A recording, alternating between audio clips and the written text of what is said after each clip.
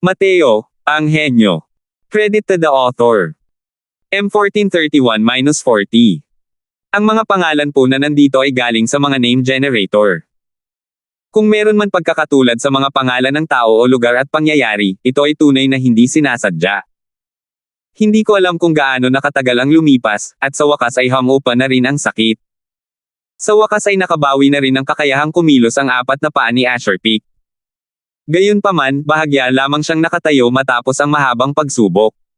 Tila pagod na pagod ang buo niyang pagkatao, wala nang bakas ng lakas mula ulo hanggang paa. Sa mahabang panahong ito, napanatili niya ang kailanawan ng kanyang kamalayan mula simula hanggang katapusan ngunit lubos siyang walang magawa. Bawat bahid ng sakit sa kanyang katawan ay malinaw na naipapasa sa kanyang utak tulad ng tubig agos. Nang walang tigil. Gustong-gusto ng himeteya ni Asher Peak pero laking gulat niya nang matuklasan niyang hindi niya talaga kaya. Ang panahong ito ay sadyang mas malala pa kaysa sa kamatayan. Sus Mariosep, sagradong palasyo ng puting gabi. Kapag nalaman kong isa palang nanghihimasok si Mateo, siguradong hindi ko patatawarin kahit ang mga manok at aso. Nagngalit si Asher Peak at sinabi ng may puot. Sa oras na ito, narinig ang boses ni Baron nasa labas ng pinto. Nakapagpahinga ba ng maayos si Lord Asher Peak? Pinapante ng Panginoon ng palasyo at ng dakilang elder ang hamak na ito at inanyayahan ang Panginoong banal na sugo sa malaking bulwagan. Wow! Marahas na bumukas ang pinto mula sa loob. Sumimangot ang mukha ni Asher Peak hanggang sa halos tumulo na ang tubig. Magpahinga. Pahinga ba ang tawag dyan ngayon lang? Nasasaktan siya hanggang sa halos magpakamatay na lang siya ngayon, sabi niyo nagpapahinga raw iyon. Gustong pumatay ng tao ni Asher Peak ngayon din. Gusto niya talagang pumatay ng tao. Anong meron kay Lord Asher Peak? Maaari kayang sinisisi mo ang ating White Knight Sacred Palace para sa hindi magandang pagtanggap. Si Lord Divine Envoy ang nagdusa ng backlash force at nasugatan ang mga internal organs. Sinabi ng Grand Elder na tinulungan niya si Lord Divine Envoy na linisin ang mga nakatagong pinsala gamit ang isang espesyal na teknik, wala talagang kaakibat na epekto. Maaari kayang hindi ni Grand Elder ang nagpagaling sa mga nakatagong pinsala ni Lord Divine Envoy. Nagkunwaring nagulat si Baron. Magagalit na sana si Asher Peak nang bigla siyang sumimangot. Tiningnan niya ang loob at natuklasan na ang mga panloob na pinsala na natamo niya dahil sa lakas ng backlash ay talagang gumaling na. Ang mga meridian sa buong katawan niya ay walang harang at talagang nakakapreskong pakiramdam. Dahil sa natuklasang ito, bahagyang gumaan ang ekspresyon ng kanyang mukha. Maaari kayang talagang tinatrato siya ni Mateo. Kung maaalala ang palad niya, hindi nga maliit ang puwersa ng backlash niya. Malamang na mag-iiwan ito ng malalaking nakatagong pinsala. Ngayon, tuluyan ng gumaling ang mga pinsala. Maliwanag na nakapagpagamot na siya. Medyo masakit lang talaga ang treatment na ito. Di ba? Man, magaling na ang mga nakatagong sugat. Ikaw ang mauna. Malamig na sabi ni Asher Peak. Ang Asher Peak na ito, bilang isang banal na sugo, ay malinaw na isang taong labis na mayabang. Dahil tinatrato talaga siya ng kabilang panig, ayaw niyang ipaalam sa kabilang panig ang ganoong kasamang panig niya. Matagal nang may mga bulaklak na namumukadkad sa puso ni Baron. Kung wala siya sa harap ni Asher Peak, halos tatawa na siya hanggang sa gamulong-gulong siya sa lupa. Pero hindi ganoong klaseng batang lalaki si Chen Bale. Nasa mataas na posisyon siya sa buong taon. Medyo malalim ang kanyang talino. Hindi siya nagpakita ng kahit kaunting emosyon sa panlabas na anyo. Niyaya siya ni Mateo na manood ng isang magandang palabas. Nakita niya ng malinaw sa labas ng bintana ang eksenang iyon kung saan gumugulong-gulong sa lupa si Asher Peak dahil sa sakit kanina. Gaano ba katalino si Baron? Alam niyang palihim na panlilin lang iyon ni Mateo. Sa simula, nag-aalala pa rin siya, nag-aalala na baka magwala si Asher Peak pagkatapos niyang lumabas. Pero nang sabihin niya ito ayon sa mga salitang itinuro sa kanya ni Mateo, natuklasan niya na agad na bumuti ang kutis ni Asher Peak. Gaya ng sinabi ni Mateo, hindi lang siya magsisisi, lihim pa siyang magpapasalamat sa sarili.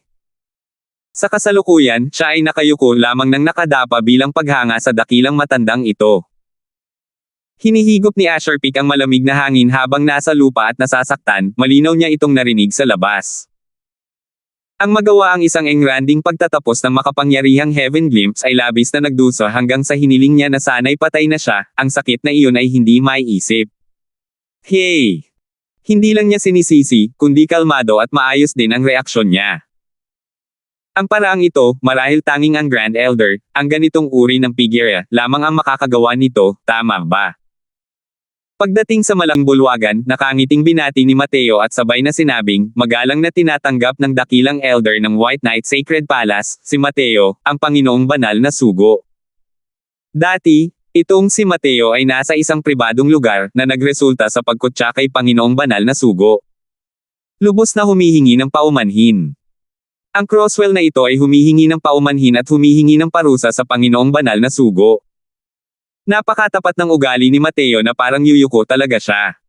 Dali-daling ainalalayan ni Asher Peak ang braso niya at malamig na sinabi, hindi na kailangan. Masayang sinabi ni Mateo, tunay ngang isang mataas na sugo ang Panginoong Banal na Sugo, na may malawak na pag-iisip. Tama, ang pamamaraan ng paglilinang na nililinang ng Crosswell na ito ay kakaiba. Kapag may lumapit, magkakaroon ng napakalakas na puwersa ng backlash, na magreresulta sa aksidenteng pagkasugat sa iyong kamahalan. Ang Crosswell na ito ay tunay na nagkasala at nararapat sa 10,000 kamatayan. Mabuti na lang at ang Crosswell na ito ay may ilang natatanging pamamaraan at nakatulong sa Panginoong Banal na Sugo na buksan ang mga meridian, na nagpapagaan sa mga nakatagong pinsala. Medyo masakit ang pamamaraang ito, ngunit napakaganda ng mga epekto. Iniisip ko kung mayroon pa bang mga karamdaman ang iyong kamahalan ngayon.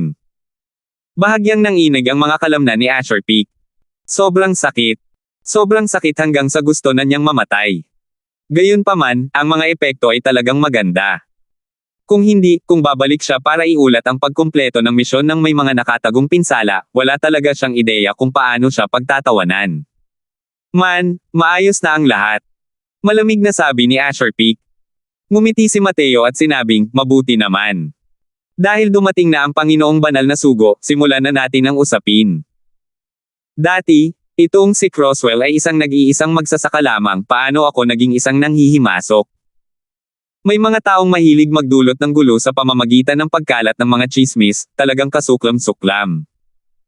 Nang makitang kalmado si Mateo, hindi namamalayang nagsimula ng magduda si Asher Peak sa kanyang puso. Bagamat ang chismis na ito ay nagmula sa alam ng Diyos kung saan, walang duda, ang mga hinala ng Autumn Rain Sacred Palace ang pinakamatindi. Pero, hanggat may bakas ng posibilidad, hindi rin ito bibitawan ng Skyfoothel Divine Palace. Bukod pa rito, biglang lumitaw ang isang eksperto, paano sila hindi magiging maingat. Kung chismis man o hindi, malalaman natin pagkatapos ng pagsubok. Ipinagpatuloy pa rin ni Asher Peak ang kanyang walang pakialam na estilo. Pagkatapos magsalita, bahagyang bumuo ng isang selyo si Asher Peak. Isang dambana na kasing laki ng kahon ang nakapatong sa kanyang palad. Kasalukuyang nasa posisyon si Mateo para makaharap si Asher Peak. Kung sa ganitong distansya, kung may tugon ang Tianlu Shrine, dapat ay matagal na itong nagpakawala ng isang atake. Pero walang kahit anong galaw ang Tianlu Shrine. Nang makita ang eksenang ito, lahat ng nasa White Knight Sacred Palace ay napabuntong hininga ng maluwag. Tulad ng sinabi ko, paano naging isang nanghihimasok ang Grand Elder? Siguro ang Autumn Rain Sacred Palace, ang grupo ng mga walang hiya. Pagkatapos ng mangkot na pagkatalo sa pagkakataong ito, nagkimkim sila ng puot sa kanilang mga puso at sadyang gumawa ng mga chismis. Sus Mariosep, sagradong palasyo ng ulan ng Taglagas, hindi pa tayo tapos sa kanila. Itinutok ng mga makapangyarihang tao ng White Knight Sacred Palace ang kanilang mga ulo sa Autumn Rain Sacred Palace, halatang iniisip na ito ang kanilang ideya. Gayunpaman, ang pag-aalala ni Chen Bale at Moyen sa puso ng dalawang tao ay hindi nawala sa puntong ito. Tutal, ang pinakamahalagang bahagi ng Tianlu Shrine ay ang blood test pa rin sa checkpoint na ito. Tama nga, malamig na sabi ni Asher Peak, ang aura sa ibabaw ay maaaring itago. Ngunit, ang mga batas ng langit na daw na nakapaloob sa dugo ng martial artist ay hindi maaaring itago. Elder Crosswell, pakiusap. Ang paglago ng isang martial artist ay ang proseso ng pagsipsip ng espiritual na enerhiya ng langit at lupa. Sa prosesong ito, natural na dadalhin din ng isang tao ang aura ng heavenly daw sa kanilang sariling dugo. Kaya naman, sa pagkumpirma ng pagkakakilanlan ng isang martial artist, ang pinakamaaasahan pa rin ay dugo. Nang marinig ito ni Moyan at Chen Bale, halos lumundag ang kanilang mga puso. Tumigil din ang iba sa ingay, tumingin kay Mateo nang walang galaw. Hindi kakaunti ang mga pagkakataong nalaman nilang gumagamit ng dugo. Bahagyang ngumiti si Mateo at hindi rin nag-atubili. Para lamang makakita ng isang malamig na liwanag na kumikislap. May dagdag na hiwa ang daliri ni Mateo. Tumulo. Isang patak ng sariwang dugo ang dumaloy sa dulo ng daliri at tumulo sa Tianlu Shrine. Naging gusot ang paghinga ng lahat. 1432. Sumisirit. Bigla na lang, ang Tianlu Shrine ay sumiklab na may nakasisilaw na gininto ang liwanag, nagniningning hanggang sa hindi na maimulat ng lahat ang kanilang mga mata. Naging matalim ang ekspresyon ni Azure Peak, at sa wakas ay nagpakita ng gulat ang kanyang walang ekspresyong mukha. Ito rin ang unang pagkakataon na nakita ng grupo ng mga White Knight Powerhouse ang Tianlu Shrine at hindi nila alam kung ano ang kinakatawan ng gininto ang liwanag na ito. Hindi napigilan ni Chen Bale ang magtanong, Panginoong Banal na Sugo, ano? Ano ang kinakatawan ng gininto ang liwanag na ito? Si Grand Elder ba? Ay isang nanghihimasok o hindi? Nanlamig ang ekspresyon ni Azure Peak at seryosong sinabi, Sus Mariosep. Ang lalaking nagkalat ng chismis na ito ay mamamatay ng kakilakilabot. Puro si Elder Crosswell hanggang sa hindi na siya magiging purong martial artist sa Skyfoot Hell. Natigilan ang lahat sa unang tingin, at agad na nagpakita ng matinding tuwa. Dahil sinabi iyon ni Azure Peak, imposible nang maging isang nanghihimasok si Mateo. Hindi na maaaring mas matindi pa ang pagkabigla sa puso ni Chen Bale. Tiningnan niya si Mateo nang hindi makapaniwala. Ngumiti lang ng bahagya si Mateo, at binigyan siya ng kalmadong tingin. Maliban na lang sa tuwa sa mukha ni Chen Bale, sa oras na ito ay hindi niya kailangang umarte. Sa resultang ito, talagang labis siyang nagulat. Siya at si Moyan lang ang nakakaalam. Si Master Mateo ay talagang mahilig sa pagsubok. Pero anong paraan nga ba ang ginamit niya para malampasan pa ang Tianlu Shrine? Kailangan malaman ng isa na lahat ng mga kukuha ng pagsubok sa labas ng mundo, kahit ang mga kukuha ng pagsubok sa Grand Completion na Heaven Glimpse, ay hindi makakatakas sa verifikasyon ng Tianlu Shrine. Pero, si Mateo lang ang nakagawa nito. Ang ganitong uri ng kakayahan ay talagang hindi ka panipaniwala. Para mabago ang panlabas na aura at makapagtago mula sa investigasyon ng Tianlu Shrine, hindi ito kahanga-hanga.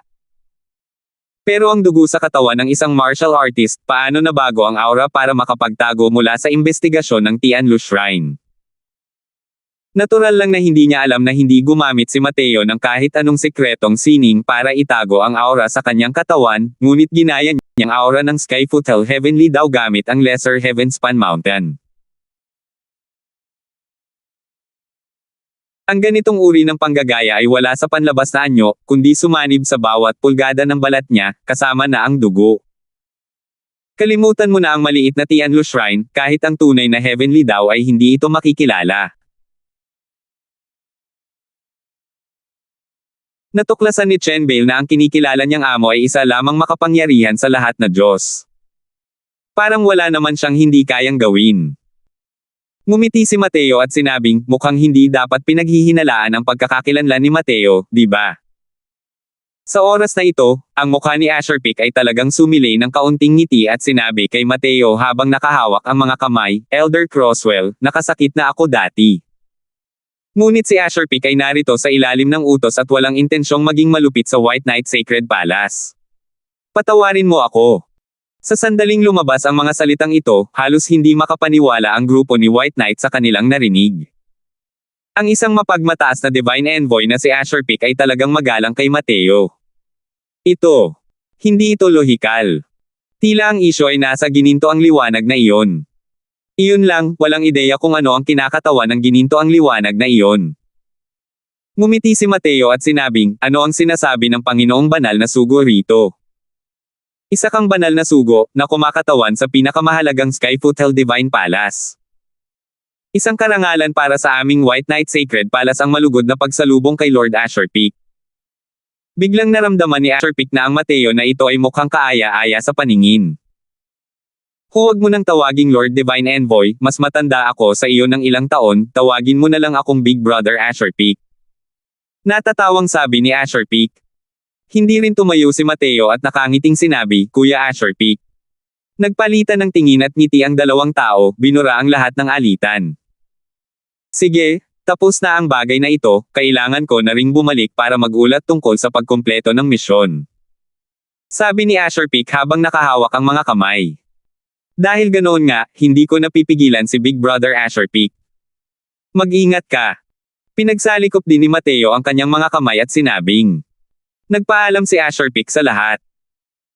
Nang tumalikod siya at umalis, sinabi niya ng may bagong emosyon, ang batang ito ay talagang kayang paandarin ang gininto ang liwanag ng Tianlu Shrine, na nagpapahiwatig na naunawaan na niya ang kumpletong mga batas ng Skyfoot Hall. Hindi nakakapagtaka na ang kanyang lakas ay napakalakas. Ang kinabukasan ng batang ito ay walang hanggan at tiyak na papasok sa Skyfoot Hall Divine Palace sa hinaharap. Ang pagbuo ng mabuting relasyon sa kanya ay maaaring maging kapaki-pakinabang sa akin sa hinaharap. Pagkatapos magsalita, kumislap ang kanyang anyo, at naglaho mula sa kanyang kinaroroonan. Sa White Knight Sacred Palace, sa wakas ay tunay nang nakahinga ng maluwag ang lahat. Ang gininto ang liwanag na iyan ay talagang kahanga-hanga. Hindi ninyo nakita ang ekspresyon ni Lord Asher Peak. Nagbago ito ng mga oras na iyon. Hey, tinawag nga ni Grand Elder ang Panginoong Banal na Sugo bilang kanyang kapatid. Tingnan natin kung ang Autumn Rain Sacred Palace, ang grupo ng basurang iyon, ay maglalakas loob pa ring maging mayabang. Ang Autumn Rain Sacred Palace, ang grupo ng basurang iyon, ay gumamit ng ganitong uri ng kasuklam-suklam na pamamaraan para kamuhian tayo kapag hindi nila tayo matalo. Talagang napakasama. Balang araw, lilipulin din natin ang grupo ng mga apo na iyan. Sinubukan ng lahat na magsalita, ngunit si Mateo ay nag-isip-isip. Isa ba talaga itong balakid na ginawa ng Autumn Rain Sacred Palace? Huwag kang matakot. Naisip ni Mateo. Anong sabi mo? Ang sugo ng banal na palasyo ay pumunta sa White Knight Sacred Palace at pagkatapos ay umalis ng ganoon lang. Nang marinig ni Tyler ang balitang ito, halos mapatalon siya. Teka, muntik nang matapan ang katotohanan. Opo, Panginoon ng Palasyo. May nakakita na noong nakita ni Mateo ang banal na sugo palabas, tinawag nila ang isa't isa na parang magkapatid, tila maganda ang kanilang relasyon, sabi ng nasasakupan na iyon. Muntik nang lumabas ang isang subo ng namuong dugo sa dibdib ni Tyler. Mariin niyang pinigilan ang pagsubo ng namumuong dugo at malamig na sinabi, sige, mukhang ang Panginoon ng Palasyo ang nagkamali. Umalis ka, bantayan mo pa ako ng mabuti. Opo, Panginoon ng Palasyo. Matapos umatras ang nasasakupan na iyon, ang namumuong dugo na pinigilan ni Tyler ay hindi na matiis, at bumulwak palabas. Imposible ito. Napakalakas ng Tianlu Shrine na iyon. Paano nga ba ito naiwasan ni Mateo? Maari kayang galing siya sa Skyfoot Hall World sa simula pa lang. Hinding-hindi. Ang koordinasyong ito ay may mga paghihigpit na ipinataw ng City Lord, kanyang kamahalan. Imposibleng makatakas ang sinuman sa Skyfoot Hall World. Gaano karaming sikreto ang nakatago sa katawan ng taong ito? Nanlumo si Tyler. Dahil nabigo siyang lokohin si Mateo, sandaling napuno ng galit ang kanyang puso at muling lumala ang kanyang mga pinsala. Mukhang ako lang ang kikilos pagkatapos kong gumaling sa mga sugat ko. Sa loob ng World Suppressing Steel, dahan-daang iminulat ni Mateo ang dalawang mata. Mas malakas ang aura niya kumpara dati. Hindi ko inaasahan na pagkatapos kong gumamit ng napakaraming medicinal pills, hanggang half-step Heaven Glimpse Realm lang pala ang nakultivate ko. Ang Keo 7 Span Cannon na ito ay talagang masyadong matipid sa resources, sabi ni Mateo nang may bagong emosyon. Walang duda, ang Keo 7 Span Cannon ay isang nangungunang makapangyarihang paraan ng cultivation sa mundo. Pero dahil sa lawak ng pag-ubos ng pera ng pamamaraang ito ng paglilinang, labis din na nabigla si Mateo. Bago siya dumating, gumamit siya ng mga puntos at Divine Essence Stones para ipagpalit sa isang malaking batch ng mga spirit medicine. Sa totoo lang, kaya lang nitong suportahan siya sa pag-cultivate hanggang sa half-step Heaven Glimpse Realm. Kung iba pa iyon, matagal na sana silang nakapag-cultivate hanggang sa initial stage Heaven Glimpse. Tunay ngang kakaiba ang pamamaraan ng iyong cultivation. Malaki ang mga resources na nagamit, ngunit maaari itong ipagpalit sa malakas na lakas. Ano pa hindi mo ikatutuwa? Mabuti na lang at nakapasok ka na sa Selfless Realm noong nakaraan at nakalikha ka na ng second level cultivation method. Isang pagkakataon na lang ang kailangan mo ngayon at maaari ka nang makarating sa Heaven Glimpse Deity Realm. Sabi ni Dustless. Tumango si Mateo at sinabing, nakakatakot talaga ang death cultivation na iyon. Muntik na akong mamatay sa sarili kong espada noong mga oras na iyon. Napakasamang paraan ng cultivation, hindi ko talaga alam kung paano naisip ito ng Heavenly Empyrean Immortal Grove. Gayunpaman, kahit mapanganib ang pamamaraang ito ay talagang napaka-epektibo. Para sa mga tao, ang kanilang pinakamalaking kalaban ay hindi ang kaaway, kundi ang kanilang sarili. Sa oras na ito, isang anting-anting pangkomunikasyon ang pumasok sa saradong lugar ni Mateo. Sinuri ito ni Mateo, ang gilid ng kanyang bibig ay nagpapakita ng isang bahid ng ngiti. Malapit nang mabuksan ang Divine Ruans. 1433. Hahaha. Sa wakas ay nakabawi na ako. Mateo, sa pagkakataong ito, titignan ko kung saan ka makakatakas. Sa loob ng nakatagong silid ng Life and Sacred Palace, biglang nagmulat si Tyler ng kanyang mga mata, at sumili ang mga sinag ng makinang na liwanag. 10 taon siyang nag-iisa rito. Ngayon, sa wakas ay gumaling na rin ang lahat ng kanyang mga pinsala. Lahat ng sama ng loob at alitan ay maaayos din ng lubusan sa pagkakataong ito. Wuhen. Nandito ang nasasakupan mo. Umalis na ba ang White Knight Sacred Palace? Nakaalis na papunta sa Divine Ruins. Panginoon ng palasyo, dapat ba tayong umalis din? Umalis na tayo. Sa biyaheng ito, kailangan nating bumalik ng puno ang mga gamit. Opo, Panginoon ng palasyo. Pagkaalis ni Wuhen, isang malamig na ngiti ang sumilay sa mga labi ni Tyler. Sige. Dumating ako, kaya hindi ako makakabalik ng walang dala. Sa harap niya ay isang napakalaking guho. Ngunit ang mga alon ng nakakatakot na aura ay lumalabas mula sa loob kahit si Mateo ay nakaramdam din ng pagtibok ng kanyang puso. Tila umiiral na rito ang mga banal na guho na ito simula pa noong sinaunang panahon. Ang lugar na ito ay hindi pangkaraniwang mapanganib at puno rin ng mga oportunidad. Ang lugar na ito ay puno rin ng panganib sa mga powerhouse ng Origin Deity Realm. Ang pasukan patungo sa Divine Ruins ay isang bunganga ng bulkan. Ang lugar ay may mga puting buto na tila nagpapahayag sa lahat ng kamatayan. Hindi pa nakakalapit si Mateo sa pasukan at nararamdaman na niya ang pag-alon ng mga alon ng init. Kahit siya, ang kalahating hakbang na ito patungo sa makapangyarihang Heaven Glimpse Deity Realm, ay hindi pa rin niya ito kayang tiisin. Pagpasok pa lang mula roon, maiisip na lang ang temperatura sa loob. Malamang ito ang unang beses na pupunta si Grand Elder sa Divine Ruins, di ba? Nang makita ni Baron ang ekspresyon ni Mateo, nahulaan niya ito. Ngumiti si Mateo at sinabing, noon, lagi akong naglilinang ng mapait sa isang lihim na lugar. Ito talaga ang unang beses na pumunta ako sa Divine Ruins na ito.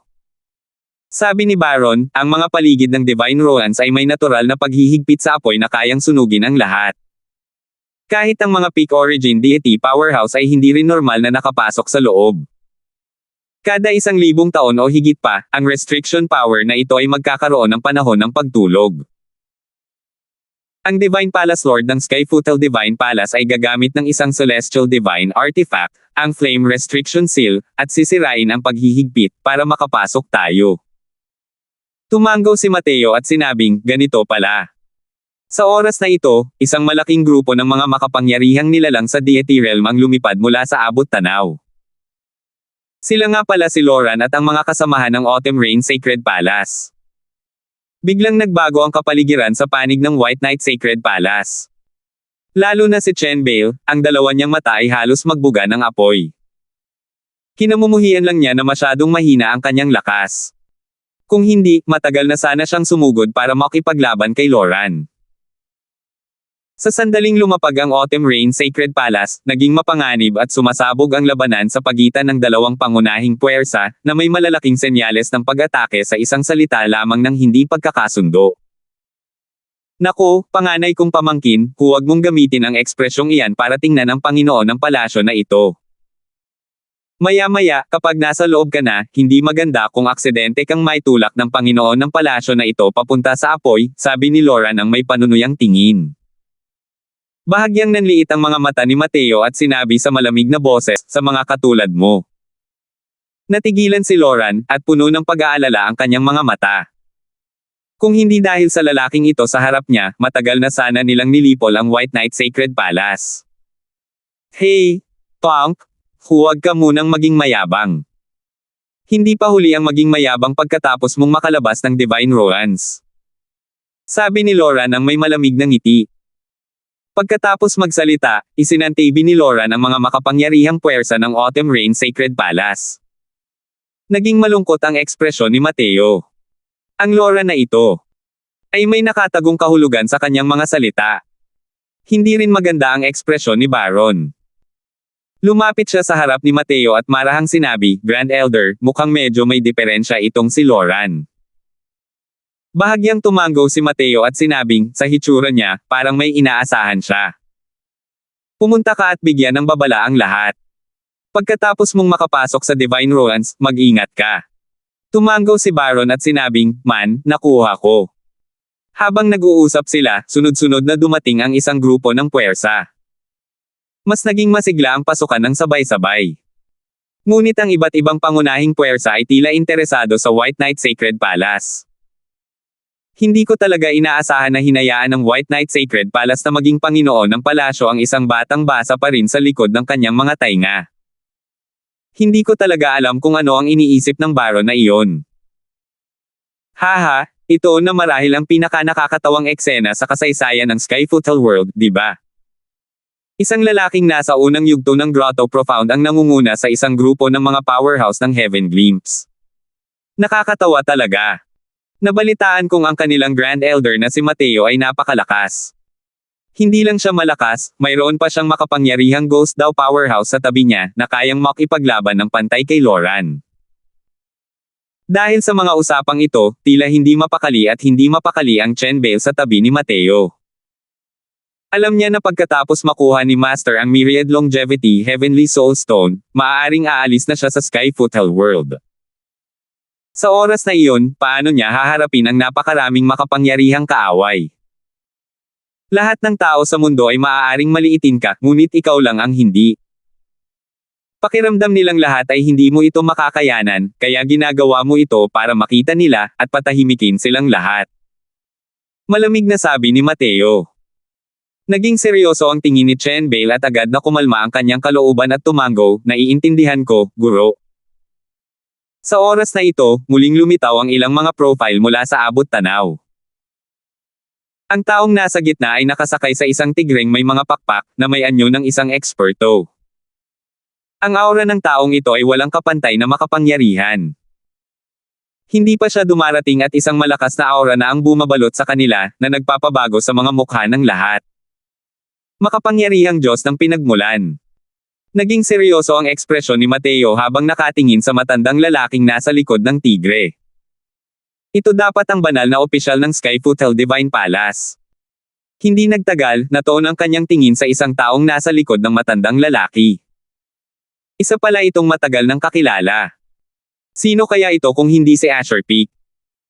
Biglang natuklasan ni Mateo na nagbago ang mga mukha ng lahat ng tao sa paligid niya. Biglang napuno ng alitan ang kapaligiran sa panig ng White Knight Sacred Palace. Walang ekspresyon si Mateo at tinanong si Baron, anong problema? Ang ekspresyon ni Baron ay sukdulan ng pangit habang sinasabi niya, hindi nakakapagtaka na si Lauren ay naging napakayabang. Mukhang matagal na niyang nalaman ang balita. Ang banal na opisyal na ito ay ang nakaraang henerasyon ng Panginoon ng Palasyo ng Autumn Rain Sacred Palace, si Pedring. Nagbago rin ang ekspresyon ni Mateo nang marinig niya ito. Hindi niya inaasahan na mayroon pa palang ganitong nagkataon. Alam niya na sa Skyfootle World, hanggat ang isang tao ay makakarating sa Origin Deity Realm, tatawagan sila ng Skyfootle Divine Palace, at magiging banal na opisyal ng Skyfootle Divine Palace. Matapos maging isang banal na opisyal, dapat nilang putulin ang lahat ng relasyon sa kanilang orihinal na sagradong palasyo at maglingkod ng tapat sa Skyfootle Divine Palace. Gayunpaman, kahit na naging isang banal na opisyal siya, isa pa rin siyang tao. May damdamin ng mga tao, paano nila nagawang magbulag-bulagan sa kanilang orihinal na pangkat. Mula sa pagganap ni Loran, malinaw na matagal na niyang alam na ang banal na opisyal na darating sa pagkakataong ito ay si Pedring. Ipinapahiwatig nito na tiyak na ipinaalam na sa kanya ni Pedring ng maaga. Pagkatapos, sa paglalakbay sa Divine Ruan sa pagkakataong ito, ang gagawin ni Pedring, gamitin ang puwitan para mag-isip, ay malalaman din nila. Agad na nakaramdam si Mateo ng sakit ng ulo pagdating sa susunod. Si Loran ay medyo abala na. Dagdag pa rito ang isa pang makapangyarihang origin deity, si Pedring, ang biyaheng ito ay talagang mapanganib. Mateo, yung lalaking nakasuot ng maskara, malamig at malungkot ang aura ng buong katawan niya, parang lagi kang pinapansin. Parang pamilyar ang taong ito. Umalangaw-ngaw ang boses ni Dustless sa isipan ni Mateo, dahilan para muling tumalon ang puso ni Mateo. Pinapansin mo ba ako? Medyo pamilyar. Isang mapait na ngiti ang sumilay sa puso ni Mateo at sinabi niya, sa tingin ko kilala ko na siya. Hindi ko talaga akalain na magkakasama pala ang lahat. Kilala mo ba kung sino siya? Nagtatakang tanong ni Dustless. Bukod kay Tyler, sino pa kaya ang iba? Malamig na sabi ni Mateo. 1434. Siya ba yan? Medyo nagulat din si Dustless sa sinabi niya. Yung chismis na kumalat noong nakaraan, lahat daw ay nagsabing gawa raw ito ng Autumn Rain Sacred Palace. Pero, hindi raw iyon naaayon sa sentido komon. Ang pinakalohikal na sitwasyon ay dapat may nakakaalam ng pagkakakilanlan ko at gustong patayin ako. Dati, naghihinala lang ako. Ngayon, dahil malaki na ang ipinagbago ng aura niya, sigurado na akong siya si Tyler. Sabi ni Mateo. Napagtanto ni Dustless at sinabing, kung titingnan mo ito ng ganito, totoo nga. Mukhang hindi talaga maaasahan ang panig na iyon ng Wormstone Academy. Malamig na ngumiti si Mateo at sinabing, ang ating Panginoon ng lungsod ay talagang mapagbigay sa pamilya Chin. Natahimik si Dustless. Ang paglitaw ni Tyler ay nagdulot ng pagkawala ng huling bakas ng pabor kay Mateo para sa Wormstone City Lord. Ngayon, isang origin deity realm na si Pedring, isang engranding kumpletong heaven glimpse na si Loran, at isang engranding kumpletong heaven glimpse na si Tyler. Ang biyaheng ito papunta sa Divine Ruins ay talagang lubhang mapanganib. Ang tatlong taong ito na pinagsama-sama ay medyo mas mapanganib pa kaysa sa Divine Ruins. Kung gayon, gusto mo pa ring pumasok? Tanong ni Dustless. Bakit hindi na lang ako pumasok? Wala na akong oras para maghintay pa. Ang Divine Ruins na ito ay nagbubukas kada 1,000 taon. Para sa kapakanan ng Myriad Longevity Heavenly Soulstone, kailangan kong pumasok. Seryosong sabi ni Mateo. Boom! Sa mismong oras na ito, sa wakas ay pumutok ang bulkang palaging magulo. Ang marahas na magma ay tila isang fountain, walang tigil na sumasabog, na nagpapakita ng isang kahangahangang tanawin. Napakalayo ng lahat, ngunit sa ilalim ng sunod-sunod na alon ng init, ang ilan ay napapadpad sa kanilang mga paa. Nagtipon ang lahat ng banal na asensya, tinatakpan ang ibabaw ng kanilang katawan upang labanan ang mga alon ng init na ito. Bigla, may naramdaman si Pedring, lumingon ang kanyang ulo at tumingin sa direksyon ni Mateo. Nang makita niya ang mga alon na iyon na papalapit kay Mateo, tila nahati ang mga ito, automatikong nahati sa dalawang bahagi, at dumaloy mula sa tabi ni Mateo. Isang kakaibang tingin ang sumilay sa mga mata ni Pedring, at muling inilingon niya ang paligid. Hindi ko rin alam kung gaano nakatagal ang lumipas, at sa wakas ay natapos na rin ang pagsabog ng bulkan. Bumalik na sa normal ang lahat. Sa wakas ay nabawasan din ang nakapangangilabot na mga alon ng init na iyon. Ngayon na ang oras. Malamig na sigaw ni Pedring, isang bahid ng nakamamanghang liwanag ang kumislap sa kanyang mga kamay. Ang flame restriction seal ay lantara na inatake. Isang guhit lamang ng puting liwanag ang nakita ng lahat na palm unit sa abot tanaw, na lumilipad diretso patungo sa bunganga ng bulkan. Isang manipis na halo ang kumalat. Agad na naramdaman ng lahat ang malaking pagbaba ng temperatura. Sa wakas ay nagkaroon ng puwang ang natural na paghihigpit sa apoy na iyon. Pagkatapos ng lahat ng ito, tumingin si Pedring sa direksyon ng White Knight Sacred Palace at malamig na sinabi, pumasok muna kayo sa White Knight Sacred Palace, at susunod ang iba. Dumating talaga. Ang Divine Ruins ay hindi pa nabubuksan sa loob ng 1,000 taon, hindi alam kung ilang makapangyarihang nilalang ang muling lumitaw sa loob. Ang pagpapapasok muna sa White Knight Sacred Palace ay ang ideya na hayaan silang maging mga pamangwit ng kanyon at magmanman sa daan.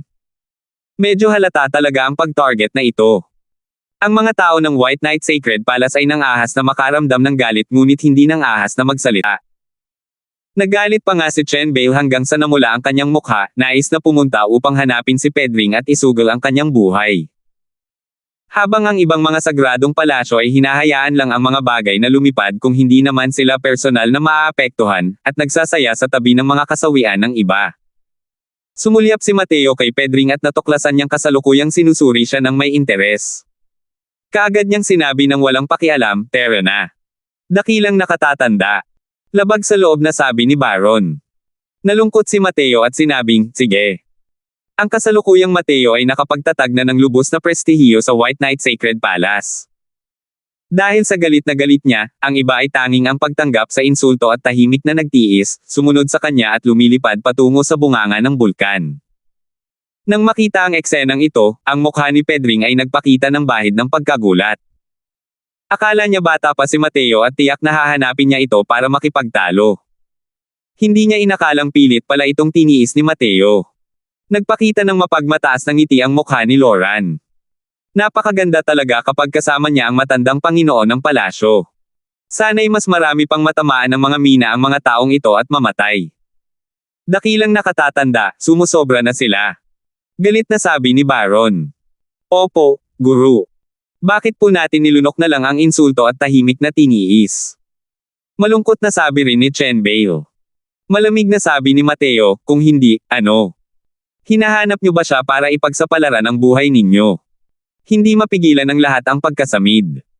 Naghahanap ng isang makapangyarihang origin deity para makipaglaban ng desperadong desperado. Hindi ba't kamatayan ito para sa panliligaw? Pero may mga regulasyon ang palasyo ng Diyos, hindi dapat magkaroon ng koneksyon ang palasyo ng Diyos sa kanilang orihinal na paksayon. Galit na sabi ni Baron.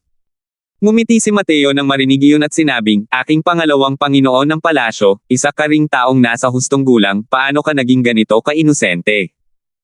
Kung ikaw ay magiging isang banal na opisyal, hihiwalay ka ba, ngunit mananatili pa rin ang koneksyon o hindi? Natigilan si Baron, agad na namula ang mukha, ngunit hindi na nagsalita pa. Sa totoo lang, hindi niya kayang gawin yun. Kaya, huwag din kayong makaramdam ng anumang psikolohikal na kawalan ng balanse. Kung gusto ninyong sisihin, kayo lang ang masisisi kung wala kayong mga tao sa banal na palasyo. Ang Skyfootle Divine Palace ang nagtatakda ng patakarang ito, para lamang mas mahusay na pamahalaan ang iba't ibang puwersa at mapanatili ang balanse ng Skyfootle World. Pero ang talagang pag-usapan ng ganap na pagbabawal dito, imposible iyon. Kaya, ang paghahanap sa kanya para sa katwiran ay maaari lamang mag-udyok ng kahihiyan. Malamig na sabi ni Mateo.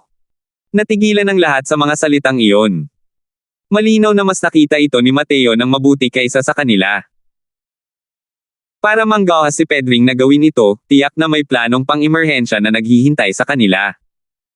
Hanggat tumatama sila sa dulo ng sibat, hindi naman kalabisan na gawing unang target ng parusa ang isa o dalawang tao.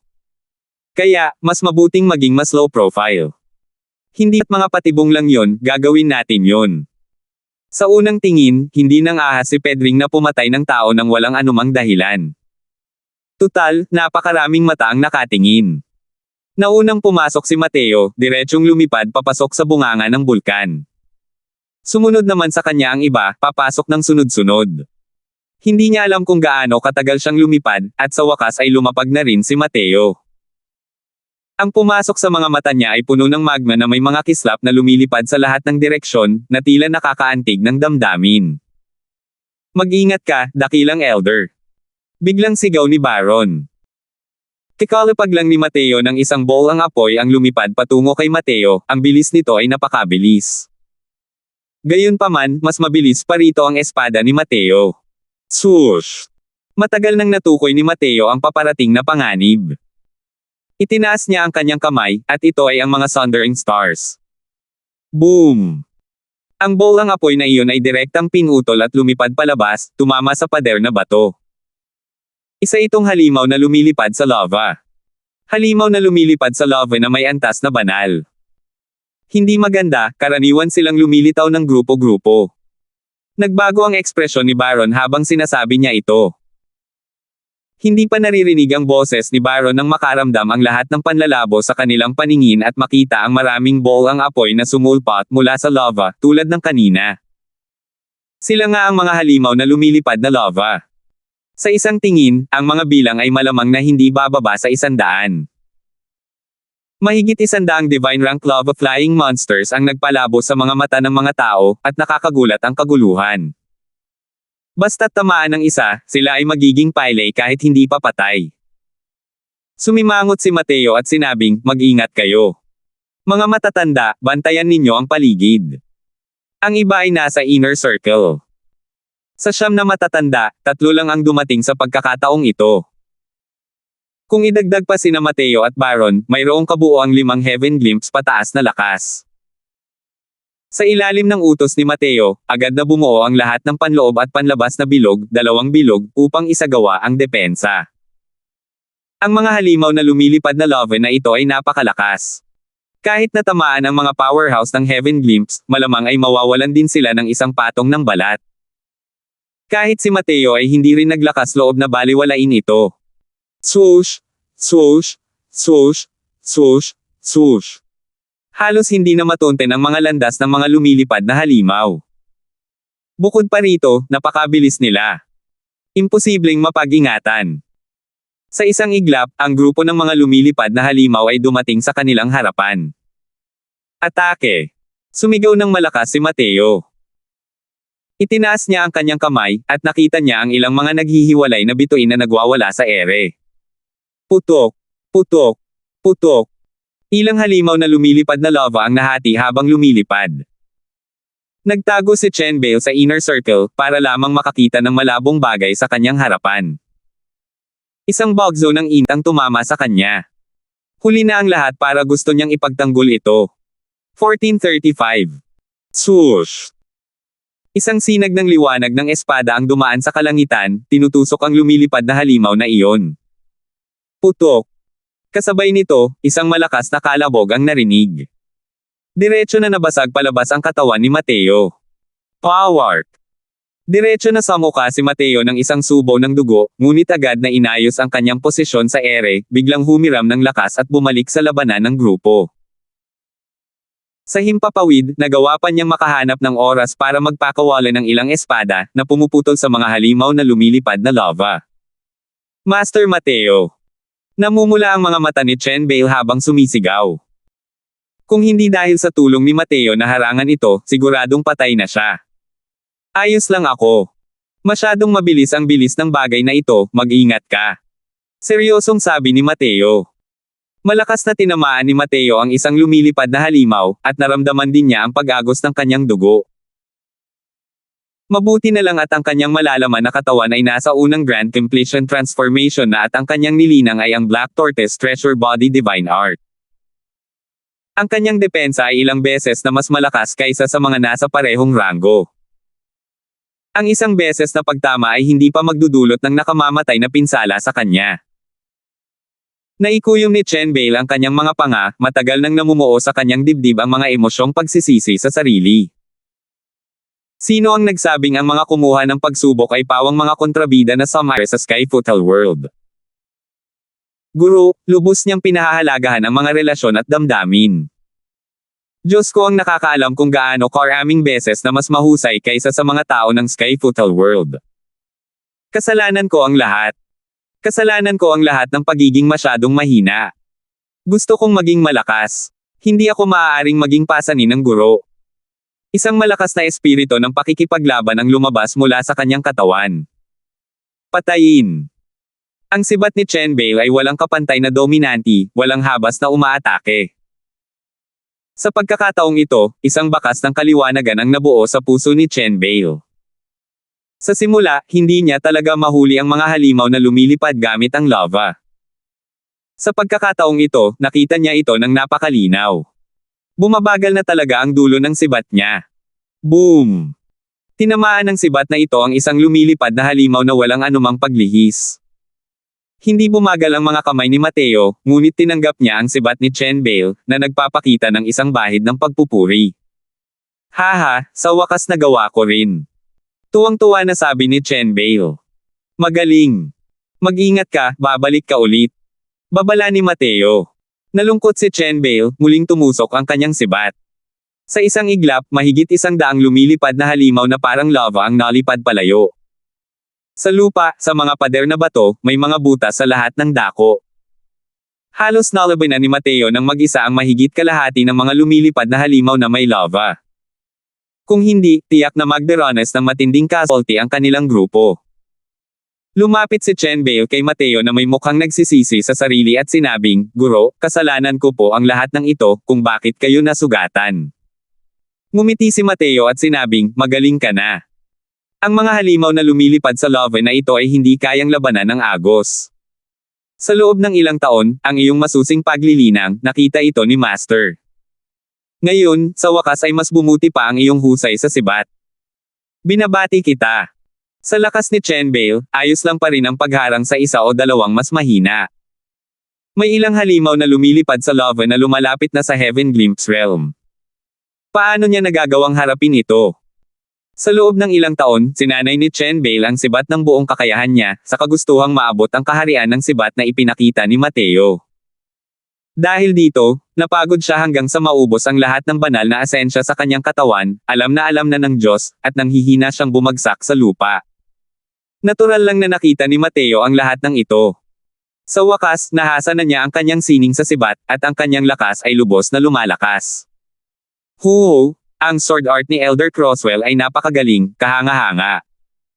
Sa harap ng napakaraming halimaw na lumilipad sa lava, wala ni isang tao ang talagang namatay, talagang kahanga-hanga. Sa oras na ito, ang iba ay bumaba rin mula sa langit at lumapag sa lupa. Direktang panunuya ni Loran. Alam ni Mateo na matagal na silang nandito. Ngunit bawat isa sa kanila ay nanood ng walang pakialam at hindi tumutulong. Malamang, umaasa silang lahat na makita ang White Knight Sacred Palace nagdusa ng matinding pinsala. Ngayon lang, muntik nang mapatay ni Chen Bale ang halimaw na lumilipad na lava. Baka sa mukha ni Loran ang pananabik. Pero hindi niya inaasahan na si Mateo pala ang nagligtas kay Chen Bale kahit na siya mismo ang madapa. Ang mas hindi inaasahan ay napanatili pa rin ni Mateo ang napakalakas na lakas sa pakikipaglaban matapos ang matinding dagok. Sa ngayon, kahit na nakakatawa ang mga salitang ito, mayroon din itong kaunting asim. Ngumiti lang si Mateo nang marinig iyon at sinabing, pasensya na, nadismaya ka. Sa maliit na abala na ito, maaayos pa rin ito ni Crosswell. Isipin mo na lang na parang nagliliwanag ito para kay Lord Divine Official. Hindi ba't sinasabi mo, Lord Divine Official? Tumingin si Mateo kay Pedring nang may malawak na ngiti. Sumingit si Pedring at sinabing, mahusay talaga ang kakayahan ni Elder Crosswell. Kung hindi ka babagsak, baka magtulungan pa tayo balang araw. Agad na nagdulot ng kaguluhan ang mga sinabi ni Pedring. Mayroong 12 ng mga powerhouse ng Heaven Glimpse dito.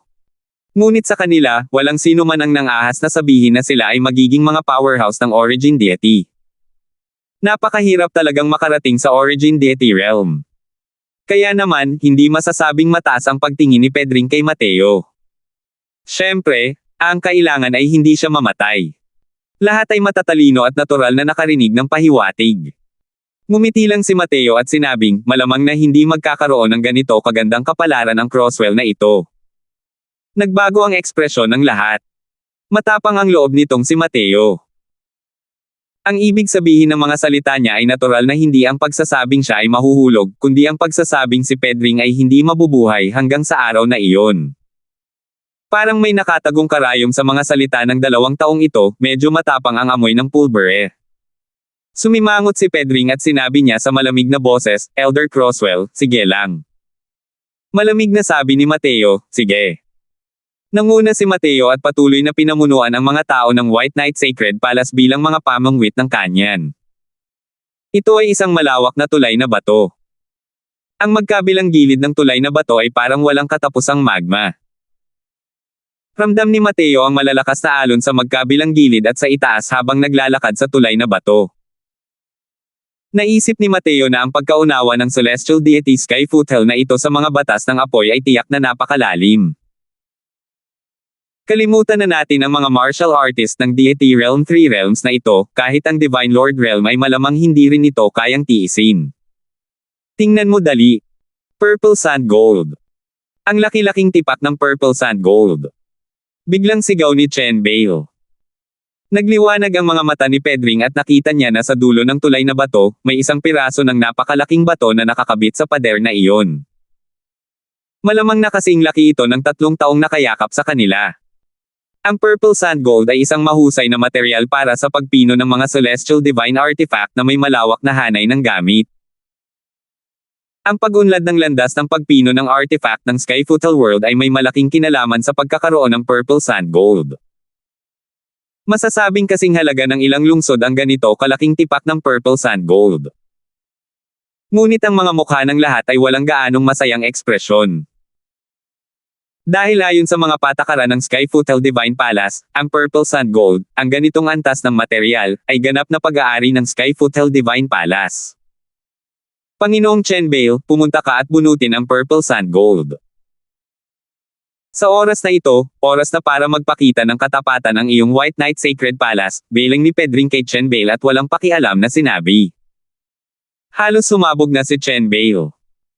Tinitigan niya si Pedring at sinabing, ang mga lugar na mayroong Purple Sand Gold ay tiyak na magkakaroon ng mga Giant Flamestone Men. Kung gusto akong patayin ni Lord Divine Official, magsalita ka lang, bakit kailangan pang gawin iyon? Ngumiti si Pedring at sinabing, bakit, ang ibig sabihin ng Panginoon ng palasyo na si Chen Bale ay ang White Knight Sacred Palace ay sasalungat sa banal na palasyo. Nagbago ang ekspresyon ni Chen Bale, labis na nagalit. Pedring, malinaw na balak patayin ng lalaking ito ang White Knight Sacred Palace. Mabuti pa kung ako na lang ang umalis. Medyo malaki ang kalaban ni Lord Divine Official, hindi natin kaya. Malamig na sabi ni Mateo. Master. Ang isang Giant Flamestone Man ay napakalakas. Sa napakalaking tipak ng Purple Sand Gold, tiyak na isa itong adult Giant Flamestone Man na nagbabantay dito, mga nilalang nakapantay ng mga powerhouse ng Middle Stage Heaven Glimpse. Nagngingit-ngit si Chen Bale at sinabing. Ngumiti si Mateo at sinabing, relax ka lang, ayos lang. Pagkatapos magsalita, ang figure ni Mateo ay lumutang palayo, nakarating sa lugar ng Purple Sand Gold sa isang kisap mata. Swoosh! Swoosh! Swoosh! Nagpakawala si Mateo ng ilang hiwa kasabay ng pagtataas ng isang kamay at direktang pinutol ang Purple Sand Gold. Slam! Sampal! Gaya nga ng inaasahan, isang higanteng stoneman na nababalot ng apoy ang lumitaw sa harap ng lahat. Isang malamig na ngiti ang sumilay sa mga labi ni Pedring. Ngunit di nagtagal, ang kanyang ngiti ay naging matigas sa kanyang mukha. 1436. Nagbabago ng hangin ng kapalaran. Panginoong banal na opisyal, hulihin mo. Pinilit ni Mateo ang kanyang palad. Ang tipak ng walang kapantay na laki at bigat na Purple Sand Gold ay lumipad diretso kay Pedring. Ilang beses na nagbago ang ekspresyon ni Pedring, sa wakas ay nahuli pa rin niya ito, at itinago sa kanyang singsing na imbakan. Pero ng mga sandaling iyon, naging hindi kapani-paniwalang pangit ang ekspresyon ng lahat. Ang harap at likuran ng tulay ay hinaranggan lahat ng mga Giant Flamestone Men. Ang mga Giant Flamestone Men na ito ay pawang mayroong walang kapantay na lakas ng mga aura. Malinaw na hindi sila madaling kalabanan. Ito. Karaniwan ay 1 o 2 Giant Flamestone Men lang ang nasa paligid ng Purple Sand Gold. Bakit ang dami nila? Napakalakas ng mga aura ng mga Giant Flamestone Men na ito. Marami pang ang mga nilalang na nasa Heaven Glimpse Realm. Ito. Patay na tayo sa pagkakataong ito. Tingnan ninyo. May iba pa sa ibaba. Sila. Umaakyat sila. Tumingin ang lahat sa ibaba ng tulay at natuklasan na marami pa ring Giant Flamestone Men na umaakyat sa pader na bato.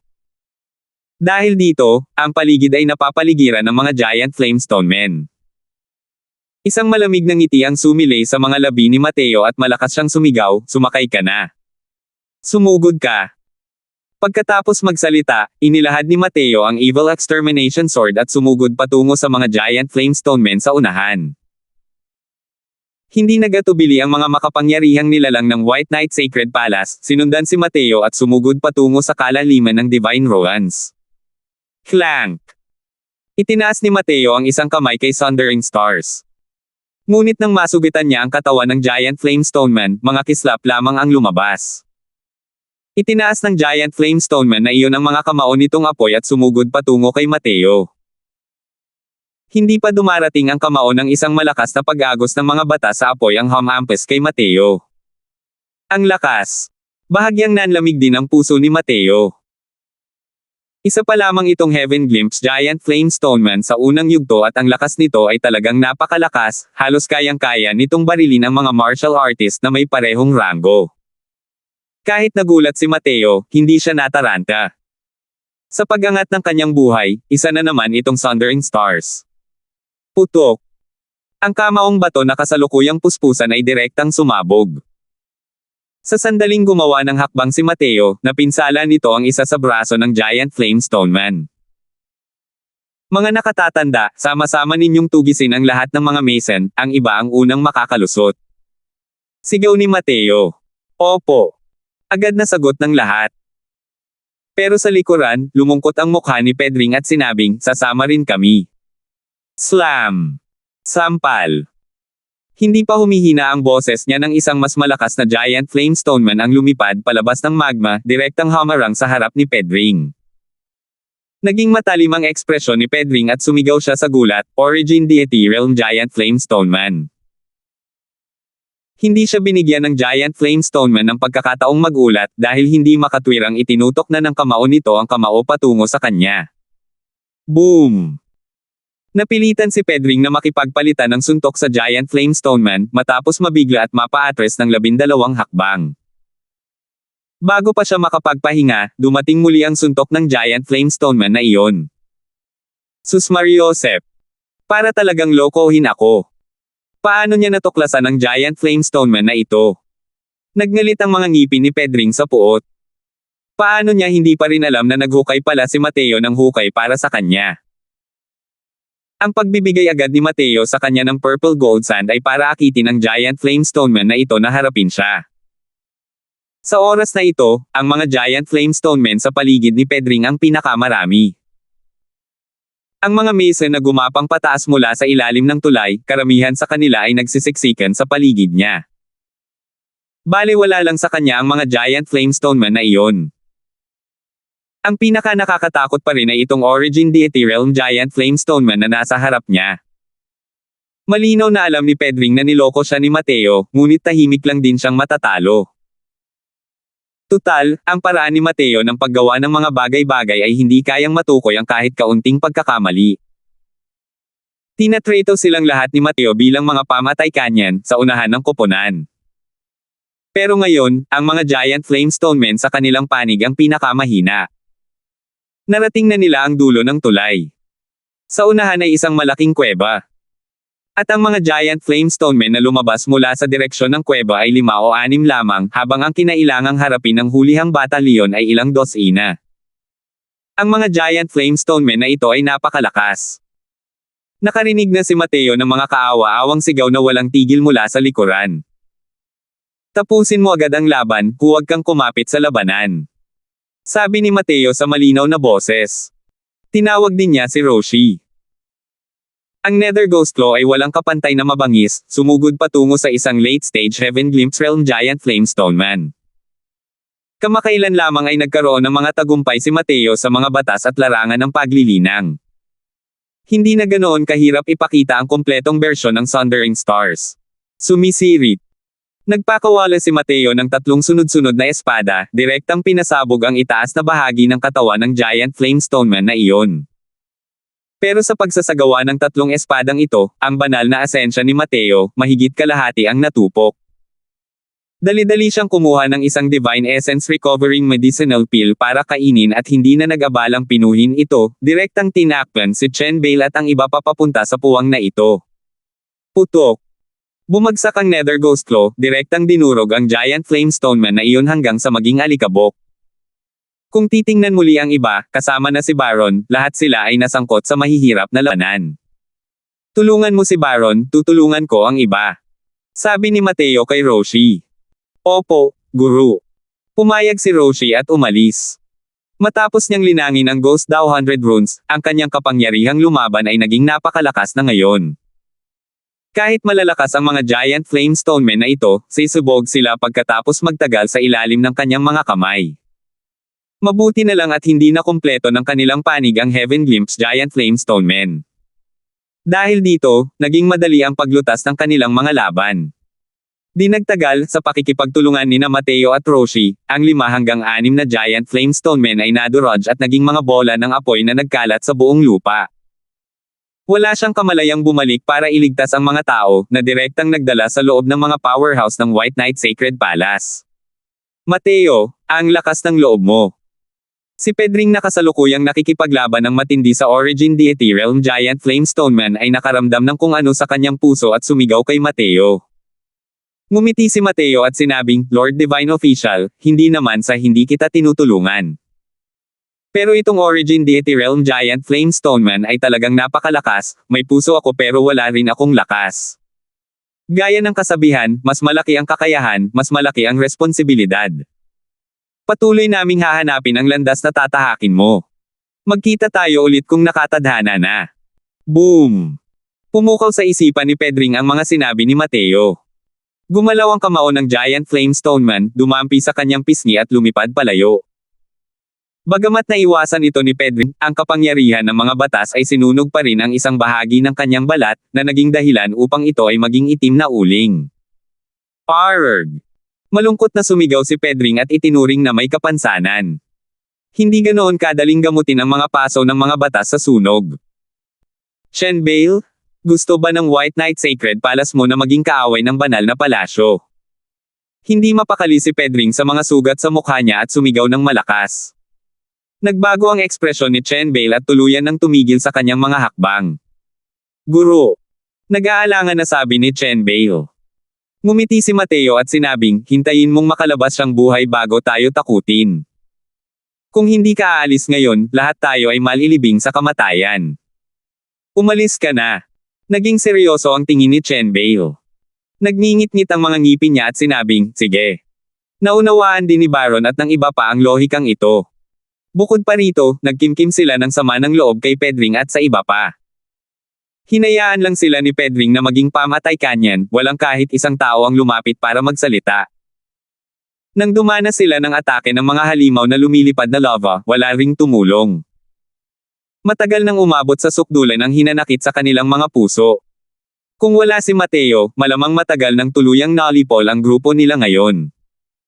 Paano pa sila magkakaroon ng pagkakataong tumayo rito at manood ng isang biro?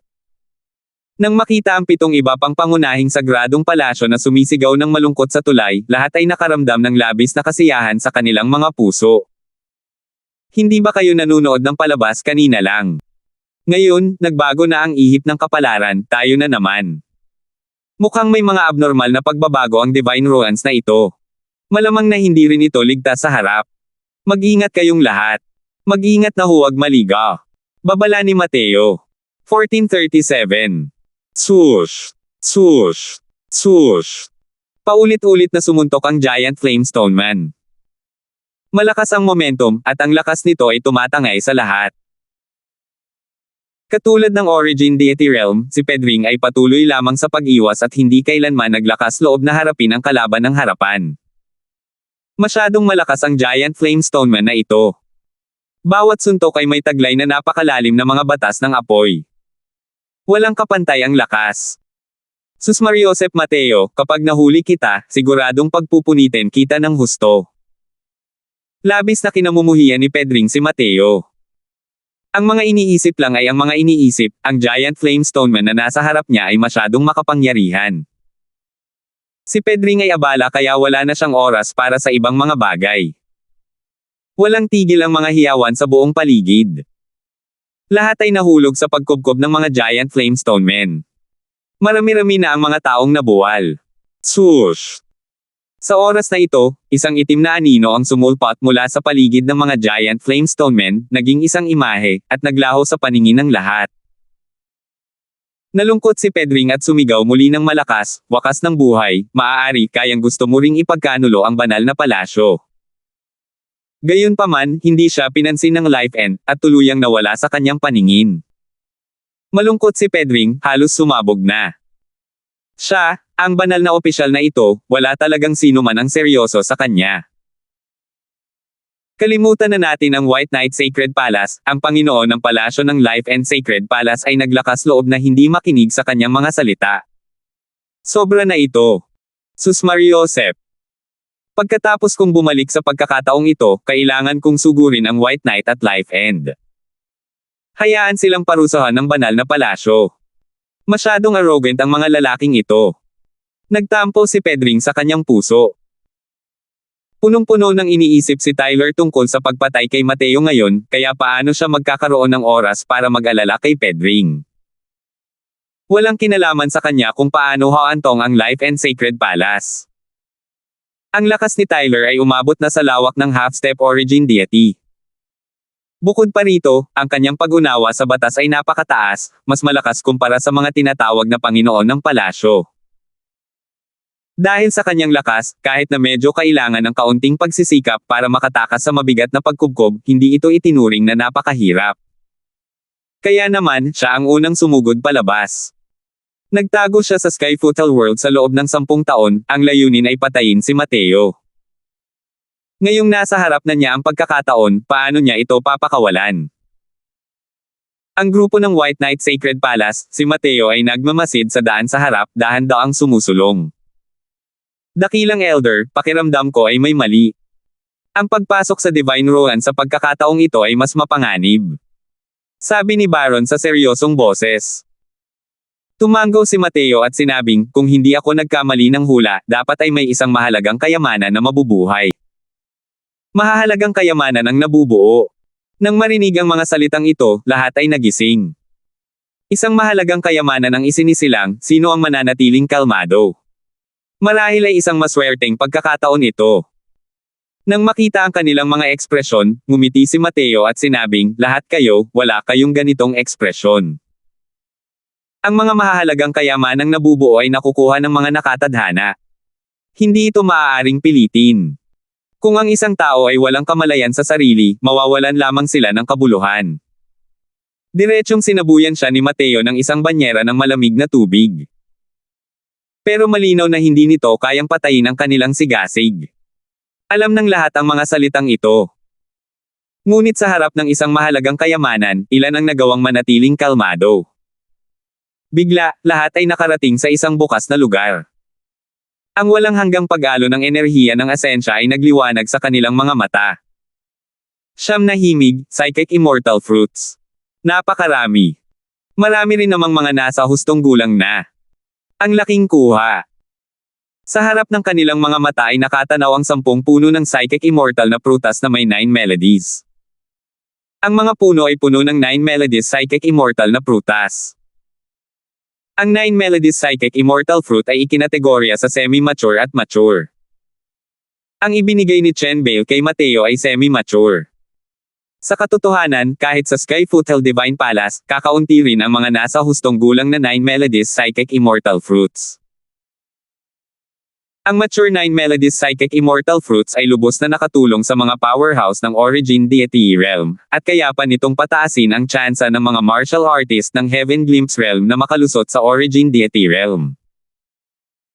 Kaya naman, nang makita ng lahat ang 9 melodies psychic immortal fruits na ito, natural lamang na walang humpay ang kanilang pagnanasa. Dakilang nakatatanda, ito. Ibulsa ba natin ito o hindi? Hindi napigil ang magtanong si Baron. Ayon sa mga patakaran ng Skyfootle Divine Palace, ang Myriad Longevity Heavenly Soul Stone, ang 9 melodies psychic immortal fruit, at ang Purple Sand Gold, ang mga mahahalagang kayamanang ito ay pawang pagmamay-ari nila. Paminsan-minsan ay ginagantimpalaan ng Skyfootle Divine Palace ang maliit na bahaging iyon ayon sa mga kontribusyon ng bawat sagradong palasyo. Ang 9 melodies psychic immortal fruits na hawak ni Chen Bale ay nakuha ng ganoon. Ang naipon na pagkamangha ng Skyfootle Divine Palace ay labis-labis. Kaya naman, si Baron, ang ganitong uri ng tusong matandang Zoro, ay hindi nang ahas na basta na lamang sakupin ang mga prutas na ito. Hindi napigilan ni Mateo ang pagtawa habang sinasabi, kung pupulutin mo lahat ng prutas, at sisirain mo lahat ng punong ito, malalaman ba ni Pedring na nakuha mo ang mga immortal na prutas?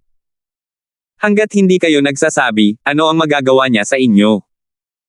Bukod pa rito, kung makakalabas ba siya ng buhay o hindi ay hindi pa rin sigurado. Nang marinig ito ng lahat, hindi nila maiwasang magising ng husto. Kaya, gawin na natin. Medyo nasasabik na sabi ni Baron. Gawin mo. Walang pag-aalinlangang sabi ni Mateo. Sa mga tagubilin ni Mateo, agad na umakto ang lahat na parang tinurukan ng mga stimulant, at agad na hinati-hati ang 9 Melodies Psychic Immortal Fruits na ito. Nagdala si Baron ng 5 hanggang 6 na hinog na prutas at lumapit kay Mateo, sabay ngiti, Grand Elder, kung wala ka, wala sana ang aming White Knight Sacred Palace. Ang 9 Melodies Psychic Immortal Fruit na ito ang nararapat sa iyo. At saka, ang tambak ng mga semi-hinog na prutas dyan ay pag-aari lahat ni Grand Elder. Inabot ni Mateo ang kanyang kamay at kinuha ang isa sa mga ito at nakangiting sinabi, mabuti na lang at may konsensya ka. Pero hindi ko naman talaga kailangan ang bagay na ito. Ituring mo na lang na parang natanggap mo ang iyong kabaitan. Ang natitira, hatiin ninyo. Ang grupo ng mga eksperto ng White Knight Sacred Palace ay parang mga bandidong pumapasok sa isang nayon sa oras na ito, nililinis ito. Pagkatapos noon, sinira nila ang lahat ng mga punong namumunga ng walang iniwang kahit kaunting dumi.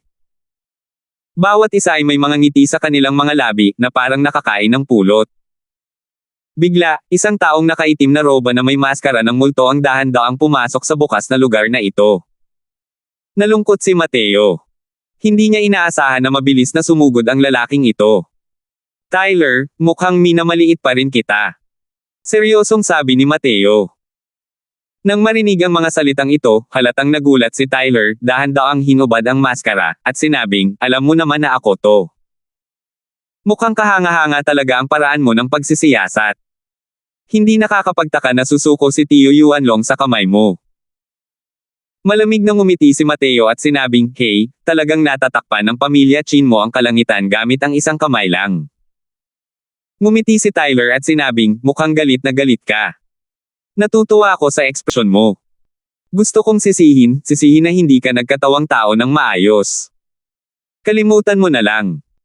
Dahil sa muling pagkakatawang tao mo sa pamilya Chin, natatakot akong mahiya ako hanggang sa magpakamatay ako. Nakangising sabi ni Mateo. Nanlamig ang mukha ni Tyler at seryoso niyang sinabi, laser dila. Ngayon, hindi mo matatakasan ang iyong kapahamakan. Ang kahihiyan na ibinigay mo sa akin ay huhugasan ng iyong sariwang dugo. Habang nagsasalita, dahan-daang bumukas si Tyler ngunit ang kanyang kaluban ng espada, ang aura sa kanyang katawan ay biglang tumataas, direktang pumailan lang sa kalahating hakbang na Origin Deity Realm. Ang grupo ng mga eksperto ng White Knight Sacred Palace ay nagtataka ang mga tingin at walang ideya kung ano ang nangyari. Hanggang sa sandaling ito, nagbago ang ekspresyon ng mukha ng lahat. Manloloko. Isa siyang manloloko. Sigaw ni Baron sa gulat. Nang tumaas ang aura ni Tyler sa tugatog nito, isang mahinang presyon ng heavenly daw ang bumaba, na umaapi kay Tyler. Sa wakas ay nasugpo ang kaharian ng Tyler sa kahangahangang pagtatapos, sulyap sa langit. Ang ikinagulat ng White Knight Sacred Palace ay hindi si Tyler, kundi si Mateo. Gumamit sila ng mga nagtatakang tingin para tingnan si Mateo, bawat isa ay nagpapakita ng hindi makapaniwalang tingin. Sa usapang ito, kahit ang isang hanggal ay alam din na sina Mateo at Tyler ay iisa. Isa ring nanghihimasok si Mateo. 1438. Nang sandaling tumaas ang momentum ng espada ni Tyler, nabalot ng takot ang ekspresyon ng lahat. Kahit na napigilan ng heavenly daw, ang lakas ni Tyler ay nakakatakot pa rin. Walang bisa ang espada ng dakilang awit. Ang galaw na ito ay isa sa 6 na pinakamataas na kasanayan sa akademya ng Wormstone Academy, ang Grand Chant Sword Void. Noong si Mateo ay nagkaroon ng buhay at kamatayang labanan kay Sean, minsan na niyang nasaksihan ang kapangyarihan ng galaw na ito noon. Maliban na lang kung ang galaw na ito ay ipinapakita sa mga kamay ni Tyler, ang kapangyarihan ay hindi maaaring banggitin ng sabay-sabay. Isa itong engranding kumpletong pangalawang patong na Heaven Martial Technique ng Sword Dao. Roshi. Opo, Guru. Kumislap ang anyo ni Roshi, nakaharap kay Tyler mula sa malayo. Ang Tyler ay isang buong major realm na mas mataas kaysa kay Mateo. Hindi siya ang kayang hawakan ng kasalukuyang Mateo. Nang makita ni Tyler ang sitwasyon, may paghamak niyang sinabi, isang simpleng late stage 2-star evil spirit ang gustong makipag-away sa akin. Sa tingin mo ba ako si Sean, ang walang kwentang iyon? Mapunta ka sa impyerno. Pagkatapos magsalita, ang Grand Chant Sword Void ni Tyler ay may dalang makapangyarihang mga batas ng Sword Dao at sumugod patungo kay Mateo. Agad na napuno ng makapangyarihang hangarin na gumamit ng espada ang buong espasyo. Parang salot na naiwasan ito ng grupo ng mga eksperto. Napakalakas. Malinaw na madalas na nasusupol ang kanyang kaharian at kaya pa rin niyang magpakita ng napakalakas na martial technique. Maaari kayang ang lakas ng mga martial artist ng labas ng mundo, lahat sila ay napakalakas. Nakakatakot talaga. Malinaw na napakabata pa ng taong ito, pero sapat na ang lakas niya para lampasan ang lahat ng mga Panginoon ng palasyo. Sa sandaling kumilos si Tyler, lahat ay labis na nagulat. Ngunit sa oras na ito, gumuhit ang mga kamay ni Roshi ng kakaibang ron. Pagkatapos noon, isang nakakakilabot na enerhiya ng multo ang biglang lumitaw mula sa ilalim ng kanyang mga paa. Agad na umabot sa pinakamataas na antas ang lakas ni Roshi. 2 bituin. Ghost Dao 100 Runes, Ghost Energy Spiritual Possession. Nether Ghost Claw. Sa sandaling umatake si Roshi, 2 Ghost Dao 100 Runes na pala ang natira. Sa ilalim ng mga turo ni Dustless na may halos 100 taon ng paglilinang, ang kanyang lakas ay hindi na maaaring mabanggit ng sabay-sabay noon pa man.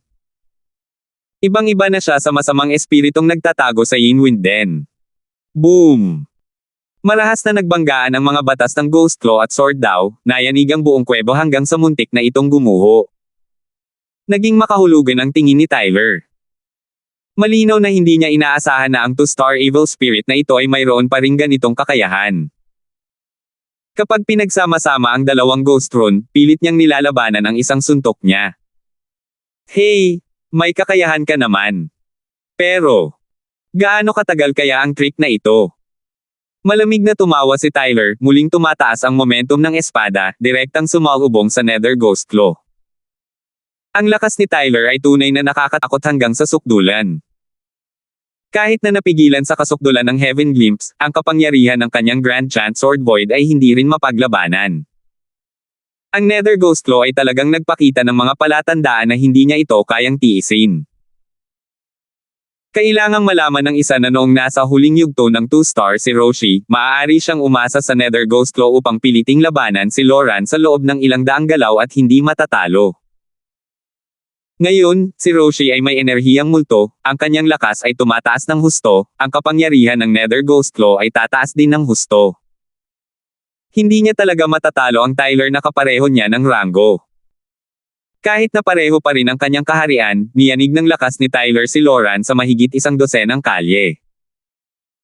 Kung hindi niya susupilan ang kanyang kaharian ng Heavenly Dao, tiyak na mas magiging nakakatakot ang kanyang lakas. Hindi naman talaga binaliwala ang titulong numero 1 tao sa Inner Court. Naging malungkot ang ekspresyon ni Mateo at alam niyang hindi nito kayang magpatuloy ng ganito. Kumislap siya, pagdating sa likuran ni Tyler. Itinaas ang kanyang kamay, ito ay isang kumpletong bersyon ng Sundering Stars. Sino ang mag-aakala na tila may tumubong mga mata sa likod ni Tyler? Casual lang niyang itinuro at direktang winasak ang kumpletong bersyon ng Sundering Stars. Hindi talaga nakayanan ng makapangyarihang Sundering Stars ang casual na tapik ni Tyler. Hey, ang lakas mo pa lang, gusto mo pa talagang mag-ambush. Kapag naalagaan ko na ang maltong ito, ipapaalam ko sa iyo ang tinatawag na kawalan ng pag-asa. Si Tyler na nasa gitna ng matinding labanan ay tila may sapat na espasyo para magmanyobra, at mayroon pa ring natitirang lakas para makausap si Mateo. Medyo masama ang sitwasyon ng labanang ito. Nang makita ni Chen Bale ang eksenang ito, talagang nag-alab ang kanyang puso sa pagkabalisa. Ang kanyang makapangyarihang Panginoon ay talagang nakatagpo ng isang napakalakas na kalaban. Baron, ano pa ang hinihintay ninyong lahat? Hindi kaya't papanoorin ninyong lahat na patayin si Master Mateo. Hindi napigilan ni Chen Bale na sabihin kay Baron. Nag-alinlangan din si Baron at nahihirapang sinabi, pero siya, isa siyang nanghihimasok. Paano kung isa siyang nanghihimasok? Ikaw mismo ang nakakaalala. Paano tinatrato ni Master Mateo ang iyong White Knight Sacred Palace? Kung wala siya, may pagkakataon ka pa bang tumayo rito at tanungin siya ngayon? Kung wala siya, kahit na ikaw ang maging Panginoon ng palasyo, kaya mo bang tiisin ang pagsalakay ng Autumn Rain Sacred Palace? Kung wala siya, makakatakas ba kayong lahat mula sa mga kamay ng mga lumilipad na halimaw at mga giant flamestone men? Ang mga salita ni Chen Bale ay parang isang machine gun na binobomba ang puso ng lahat. Natahimik si Baron, mas lalong naguluhan ang ekspresyon ng kanyang mukha. Samantala, sa oras na ito, sina Mateo at Roshi ay nagkaroon ng matinding away. Hindi pa sapat ang banal na diwa ni Mateo para suportahan siya sa paglabas ng maraming perpektong bersyon ng Sundering Stars. Ang magagawa lang niya ay gumalaw at patuloy na guluhin si Tyler para mabawasan ang pressure ni Roshi. Pero ang panliligalig niya ay tila rin pagtatangkang maglagay ng isang kariton na puno ng nasusunog na mga troso na may kasamang isang tasa ng tubig. Nagngingit-ngit si Chen Bale at sinabing, kung hindi kayong lahat aalis, aalis ako. Ako, si Chen Bale, ay hindi handang maging isang taong walang utang na loob. Pagkatapos magsalita, iwinaksi niya ang kanyang mahabang sibat at diretsong sumugod kay Tyler. Tungkol sa pag-atake ni Chen Bale, tuluyan itong binaliwala ni Tyler. Nagdulot pa rin ng banta sa kanya ang atake ni Mateo. Ngunit ang mga atake ni Chen Bale ay hindi nagbigay ng anumang banta sa kanya. Hindi kayang labagin ng lakas ni Chen Bale ang kanyang nagtatanggol na banal na asensya. Putok. Hindi pa pumapasok sa labanan ang mabigat na sibat ni Chen Bale at direktang nabigla ng mga aftershock, agad na natamba palabas at malakas na tumama sa pader ng bato. Power! Nanginig ang mga laman loob ni Chen Bale, at tuwirang samuka ng dugo. Ngunit hindi siya sumuko. Hawak ang kanyang mahabang sibat, isa pang sibat ang muling tumilapon. Putok! Muling naalis si Chen Bale nang walang anumang sorpresa. Ngunit ang matigas ang ulong si Chen Bale ay walang balak na sumuko. Paulit-ulit siyang gumapang pataas, paulit-ulit na sinusubukang pumasok sa labanan. Pahintulutan mo ako, Panginoon ng Palasyo. Sa wakas ay hindi na nakapagpigil si Moyan. Inilabas niya ang kanyang mahabang sibat at sumali na rin sa labanan. Nakakalungkot lang na ang lakas niya ay sadyang napakahina rin. Sus Mariosep, wala ka ng pakialam. Papatayin kita sa panliligaw. Hindi napigilan ni Baron ang pagmumura at diretsyong sumugod kay Tyler. Isa siyang late-stage Heaven Glimpse powerhouses. Kahit kulang ang lakas niya kumpara kay Tyler, sapat na ang pagpigil sa kanya. Sa pagsali niya, biglang bumaba ang presyon ni Roshi. Tungkol kay Baron, hindi siya maaaring baliwalain ni Tyler. Kailangan niyang hatiin ang isang bahagi ng kanyang lakas para harapin ito. Sasama rin ako. Sasama rin ako. Nang makitang sumali si Baron sa labanan, parehong sumugod si Bayrong at ang isa pang nakatatanda. 5 dakilang powerhouse ng Heaven Glimpse Realm kasama ang isang Roshi, 6 na makapangyarihang powerhouse ang kumubkob sa Tyler. Si Roshi ang pangunahing umatake, ang iba ay pinigilan. Sa isang iglap, hindi nila matukoy kung sino ang mas magaling.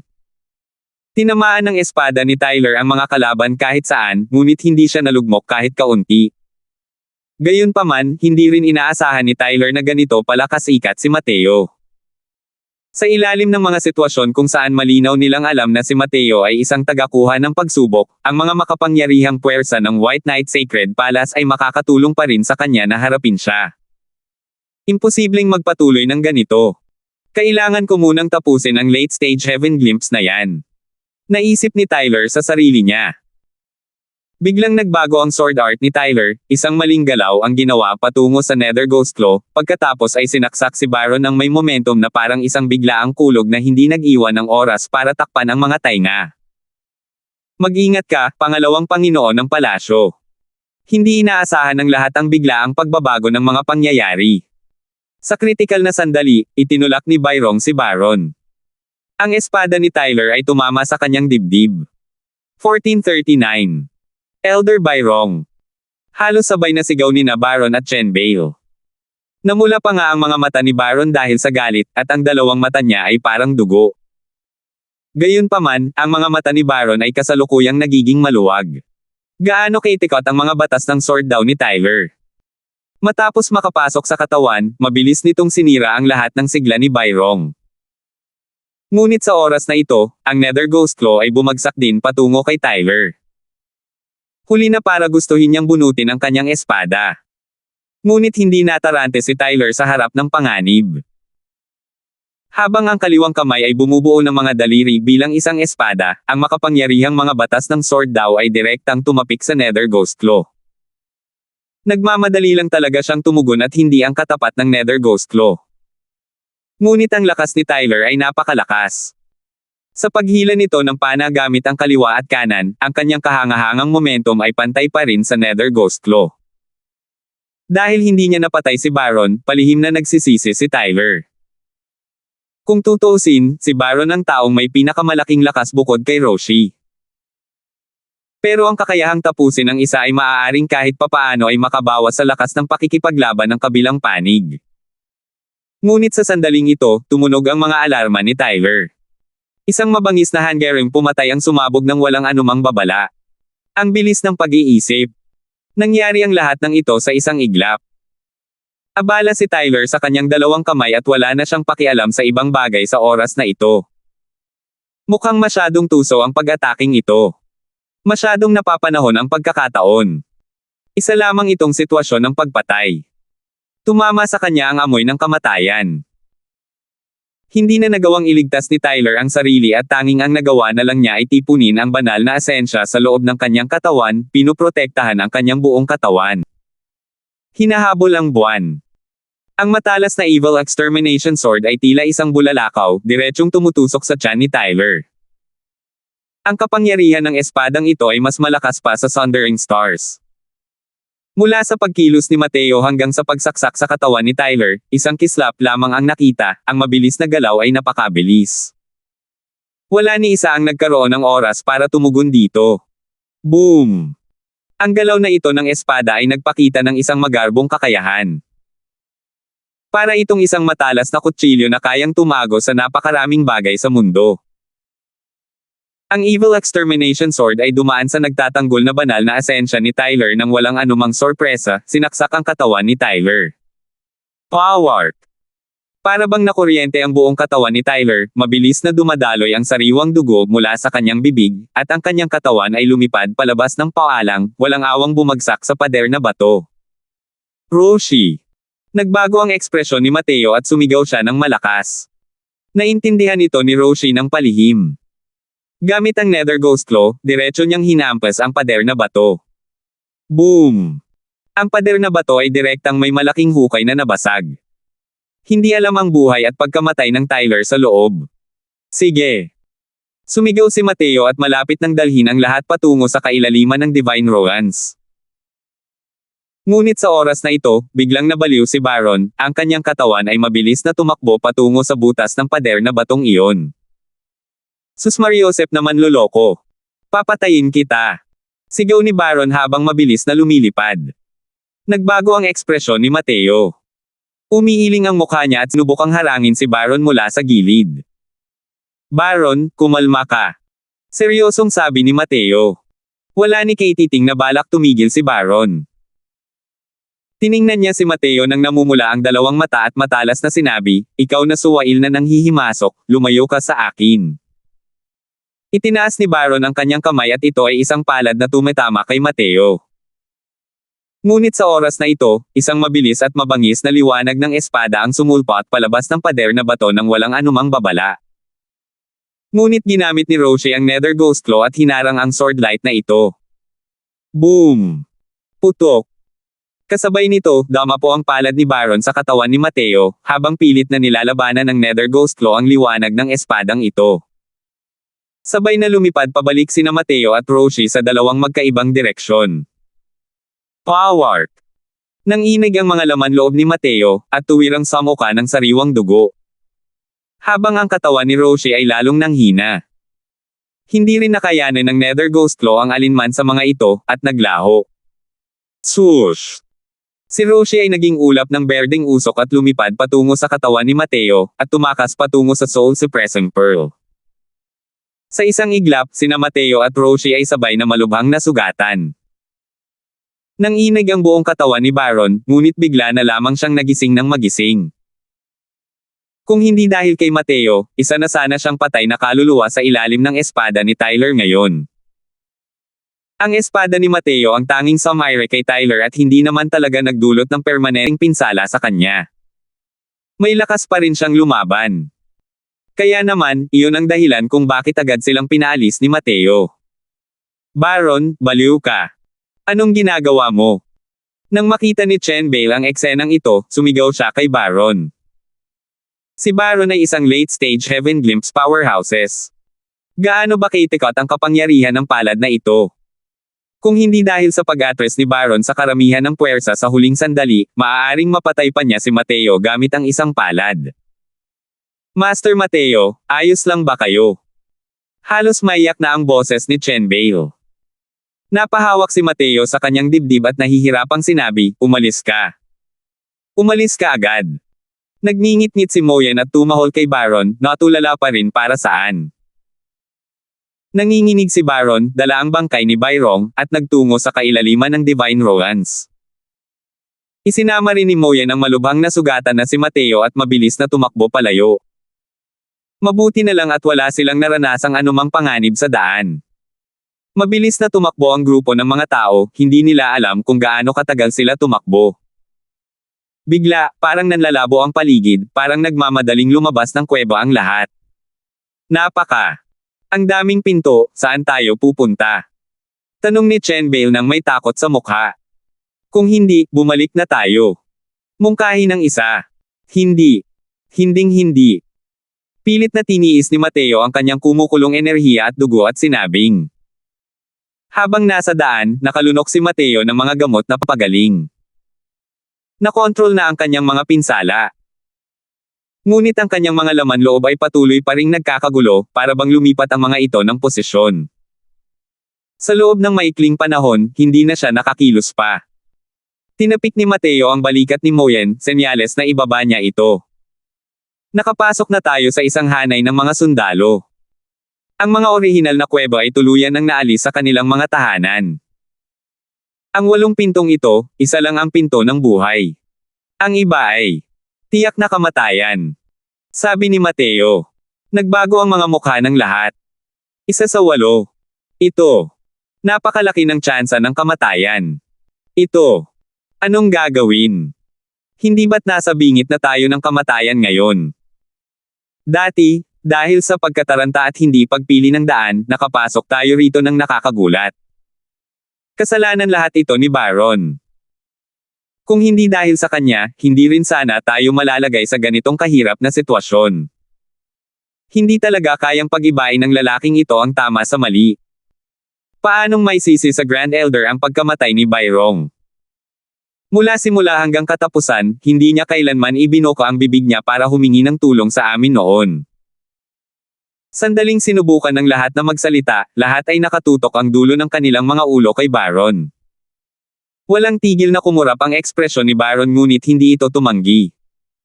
Sa halip, puno siya ng pagkakasala. Kumabog. Namula si Baron at direktang lumuhad kay Mateo. Dakilang Elder, kalokohan lang lahat ni Baron, dahilan para malubha ang pinsala ninyo ni Lord Grand Elder. Ako. Hihingi ng tawad para sa kasalanan ng kamatayan. Nagngingit-ngit si Baron. Itinaas ang kanyang kamay at hinampas pababa ang tuktok ng kanyang ulo. Tumigil ka. Matalas ang mga mata at maliksi ang mga kamay ni Mateo, hawak niya ang kanyang palso. Ubo. Faff. Naapektuhan nito ang kanyang mga pinsala, muling bumuga ng dugo si Mateo.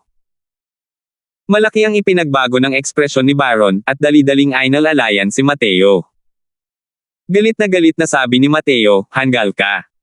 Sa ngayon, sa amin, ikaw ang pinakamalakas. Kung mamamatay ka, ano ang gagawin nila? Nabulunan si Baron, agad na nawala ang kaisipang magpakamatay. Nang makita ang sitwasyon, bumantong hininga si Mateo at sinabing, ang pagpasok ni Tyler sa Skyfootle World ay para sa akin. Ako nga ang dahilan ng pagkamatay ni Byrong. Kayo ni Byrong ay malapit sa isa't isa, alam kong malaking dagok sa iyo ang pagkamatay niya. Kung ako iyon, malamang mas magagalit pa ako kaysa sa iyo. Ang bagay na ito. Hindi mo kasalanan. 1440. Putok. Tumalsik ang katawan ni Tyler mula sa pader na bato na may malungkot na mukha. Gaano na ba katagal? Gumanda na naman ang sword art ng lalaking iyon. Kung hindi dahil sa suot kong Heavenly Feather Flexible Armor, dito na sana nagwakas ang buhay ko. Sabi ni Tyler at nagngalit ang mga ngipin. Ang hakbang na iyon ni Mateo na Chaesung Moon ay sadyang mapanganib sa sukdulan. Kung hindi dahil sa mas makapangyarihan niyang kaharian kaysa kay Mateo, kung hindi dahil sa suot niyang malalim na banal na artifact, ang Heavenly Feather Flexible Armor, isa na sana siyang bangkay ngayon. Ang pagkaunawa ni Tyler kay Mateo ay nanatili pa rin sa Sundering Stars. Hindi niya inaasahan na ang mga batas ni Mateo sa Sword Dao ay nakarating na sa ikalawang patong ng langit ng Sword Dao at lumikha ng isang bagong galaw. Masyadong malakas ang galaw na ito para habulin si Moon. Kahit nasuot ni Tyler ang Heavenly Feather Flexible Armor, ang kanyang mga laman loob ay dumanas din ng matinding pagkabigla, at nakabawi lamang pagkatapos ng mahabang panahon. Sa paggunita ng eksenang iyon kanina, nanginginig pa rin ang anit ni Tyler hanggang ngayon. Pero masyadong mabigat ang espadang ito ni Mateo. Medyo mabigat ang mga pinsala niya ngayon, at lubos na nabawasan ang lakas niya.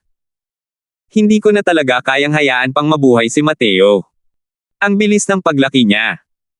Ang tagal na niya, at may lakas na siya para takutin ako. Bigyan mo pa siya ng ilang dekada, malamang, kahit ako ay hindi na rin makakapantay. Naging walang awa si Tyler at mangangaso sana sa direksyon kung saan nakatakas sina Mateo at ang iba pa. Ngunit sa oras na ito, isang figure ang umugoy, nakaharang sa kanyang daan. Nagbago ang ekspresyon ng mukha ni Tyler. Ang hamarang sa kanyang daan ay walang iba kundi si Pedring. Magulong paghinga si Pedring, napakabigat ng kanyang mga pinsala. Halos masunog ang kalahati ng kanyang mukha, at mukhang napakapangit. Hindi ko inaasahan na mayroon palang isang nanghihimasok na palihim na pumasok at nagbalat kayo pa bilang Life and Palace Lord. Puro tanga, humanda kang mamatay.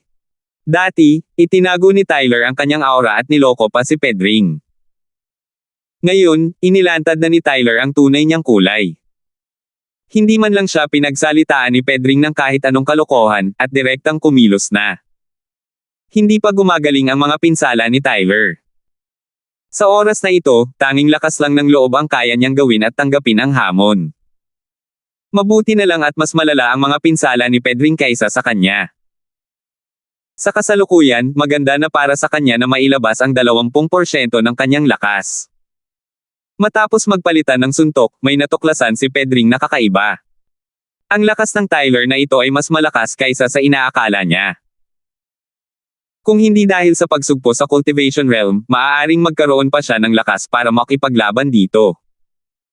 Bagamat si Pedring ang may lubos na kalamangan, hindi niya talaga ito mapatalo pagkatapos ng mahabang labanan. Pagkatapos ng isang matinding labanan, muling lumala ng husto ang mga pinsala ng dalawang tao. Nag-aalab ang pagkabalisa ni Tyler. Hindi niya hahayaang sumuko siya rito bago niya patayin si Mateo. Tumigil ka. Huwag ka nang makipag-away. Seryosong sabi ni Tyler. Hey, sabi mo huwag lumaban at titigil tayo. Ang Skyfootle World ay pumapatay ng mga nanghihimasok ng walang awa. Nang ahas kang palihim na pumasok sa Divine Ruins, maaari ka bang gusto mo pa ring lumabas? Si Pedring ay isang taong mayabang din. Kung hindi niya matatalo si Tyler pagkatapos ng mahabang labanan, paano niya magagawang sumuko? Pumunta ako rito para patayin si Mateo at wala akong interes sa Skyfootle World mo. Siya ang ating karaniwang kaaway. Kung pareho tayong magtamo ng mga pinsala, sa tingin mo ba ay tatawa siya pagkagising niya habang nananaginip o hindi? Tanong ni Tyler. Nalungkot si Pedring. Gaya ng inaasahan, umatras siya at tumigil sa pakikipaglaban. Anong ibig mong sabihin? Tanong ni Pedring sa seryosong boses. Malamig na ngumiti si Tyler at sinabing, si Mateo ang aking junior apprentice brother. Ano sa tingin mo ang ibig kong sabihin? Nagbago ang ekspresyon ni Pedring at sinabing, imposible. Minsan nang ginamit ni Asher Pick ang Tianlu Shrine para suriin ang kanyang dugo dati. Siya ang pinakadalisay na mga tao sa Skyfoot Hall, kaya paano siya magiging junior apprentice brother mo? Ngumisi si Tyler at sinabing, hey, ang impormasyon tungkol sa kanyang pagkakakilanlan ay isiniwalat ko. Nang marinig ko ang resultang ito, labis din akong nagulat. Pero ang kapatid kong ito na junior apprentice ay hindi masusukat gamit ang sentido komon. Tiyak na mayroong mahalagang kayamanan na hindi natin alam tungkol sa kanya. Hanggat napatay natin siya, ang mahalagang kayamanan na nasa kanya ay magiging atin. Nagdilim ang ekspresyon ni Pedring at sinabi niya, ano ang batayan ng paniniwala sa iyo ng matandang ito? Malamig na sabi ni Tyler, sa totoo lang, naniniwala ka na. Paano lumitaw ang isang bata at makapangyarihang deity realm powerhouse sa iyong Skyfoot Hall world? Ang Grotto Profound Realm ang papatay sa Heavenly Dao Realm, sa tingin mo ba ay posible iyon? Natahimik si Pedring. Tama ang sinabi ni Tyler. Kahit sa ang anggulo tingnan, si Mateo ay tila hindi isang tao sa Skyfoot Hall world. Sige, makikipagtulungan ako sa iyo. Pero ang mahalagang kamanan niya ay akin. Seryosong sabi ni Pedring. Sinulyapan siya ni Tyler at malamig na ngumiti, matatalinong tao tayo, huwag kayong magpanggap. Kung talagang may kayamanan si Mateo, wala ni isa sa atin ang magpapakawala nito. Sa oras na iyon, umaasa ang bawat isa sa atin sa sarili nating kakayahan. Sa ngayon, ang mahalaga ay ang mabawi ang lakas. Hindi pangkaraniwan ang lakas ng batang iyon. Huwag mo siyang hamakin dahil mababa ang kanyang kaharian. Naging matigas ang ekspresyon ni Pedring at tumango siya. Mali ang kalkulasyon ko. Hindi ko inaasahan na ang lalaking ito ay nakasuot pa pala ng malalim na Divine Artifact Battle Armor. Dapat ay matagal ko na itong naisip. Ang mga salita ni Mateo ay nagpapakita ng pagsisisi at galit. Pagpupumilit ni Chen Bale, Guro, napakagaling mo na. Muntik mo nang mapatay ang isang half-step origin deity powerhouse. Hindi ko man lang naisip yan. Ngumiti si Mateo at sinabing, ang mga powerhouse ng deity realm ay tao rin, at ang mga tao ay may mga kahinaan. Walang sino man ang nagtakda na ang mga martial artist ng Grotto Profound ay hindi maaaring patayin. Sa isang tunay na laban sa buhay at kamatayan, ang pinaglalabanan ay hindi kailanman ang cultivation realm. Baron, sinisiguro ko sa iyo, ang sama ng loob ni Byrong, tiyak na tutulungan kitang maghayganti. Nanginig ang buong katawan ni Baron. Nagngingit-ngit ang kanyang mga ngipin, at sinabi, Grand Elder, ako. Mali ako. Malubha ang iyong pinsala ngayon, huwag mo nang isugal ang iyong buhay. Kung may mangyari talaga sa iyo, mahihirapan talaga si Baron na patawarin ang aking mga kasalanan kahit 100 kamatayan pa. Ngumiti si Mateo at sinabing, dahil alam na ninyong lahat ang aking pagkakakilanlan, hindi na ako maaaring maging lolo ninyo. Magsasalita na sana ang lahat, pero pinigilan ito ni Mateo gamit ang isang senadorias ng kamay at sinabing, ang layunin ko na pumunta sa Skyfoot Hall world ay para sa kapakanan ng Myriad Longevity Heavenly Soul Stone. Hanggat matatagpuan ko ang Myriad Longevity Heavenly Soul Stone sa lugar na ito, aalis na ako. Ngayon, wala na tayong daan palabas at maaari na lamang tayong sumugod sa loob. Gagawin ko ang aking makakaya para tulungan kayong lahat na makuha ang mahahalagang kayamanan at bigyan kayo ng lakas na protektahan ang inyong mga sarili pagkatapos lumabas. Ang iba, hindi ko na kailangang sabihin pa. Hindi na mamalayan, nasanay na ang lahat na umasa kay Mateo. Ngayong sinabi na niyang gusto na niyang umalis, lahat ay may nararamdamang pag-aatubili. Silang lahat, ang mga taong ito sa Skyfoot Hall, ay may ganoong damdamin sa isang nanghihimasok.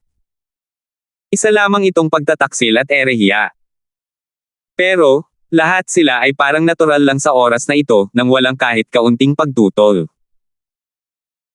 Pinrotektahan sila ng nanghihimasok na ito sa lahat ng aspeto, kahit na sinagip si Baron ng hindi nag-aalangan sa matinding pinsala.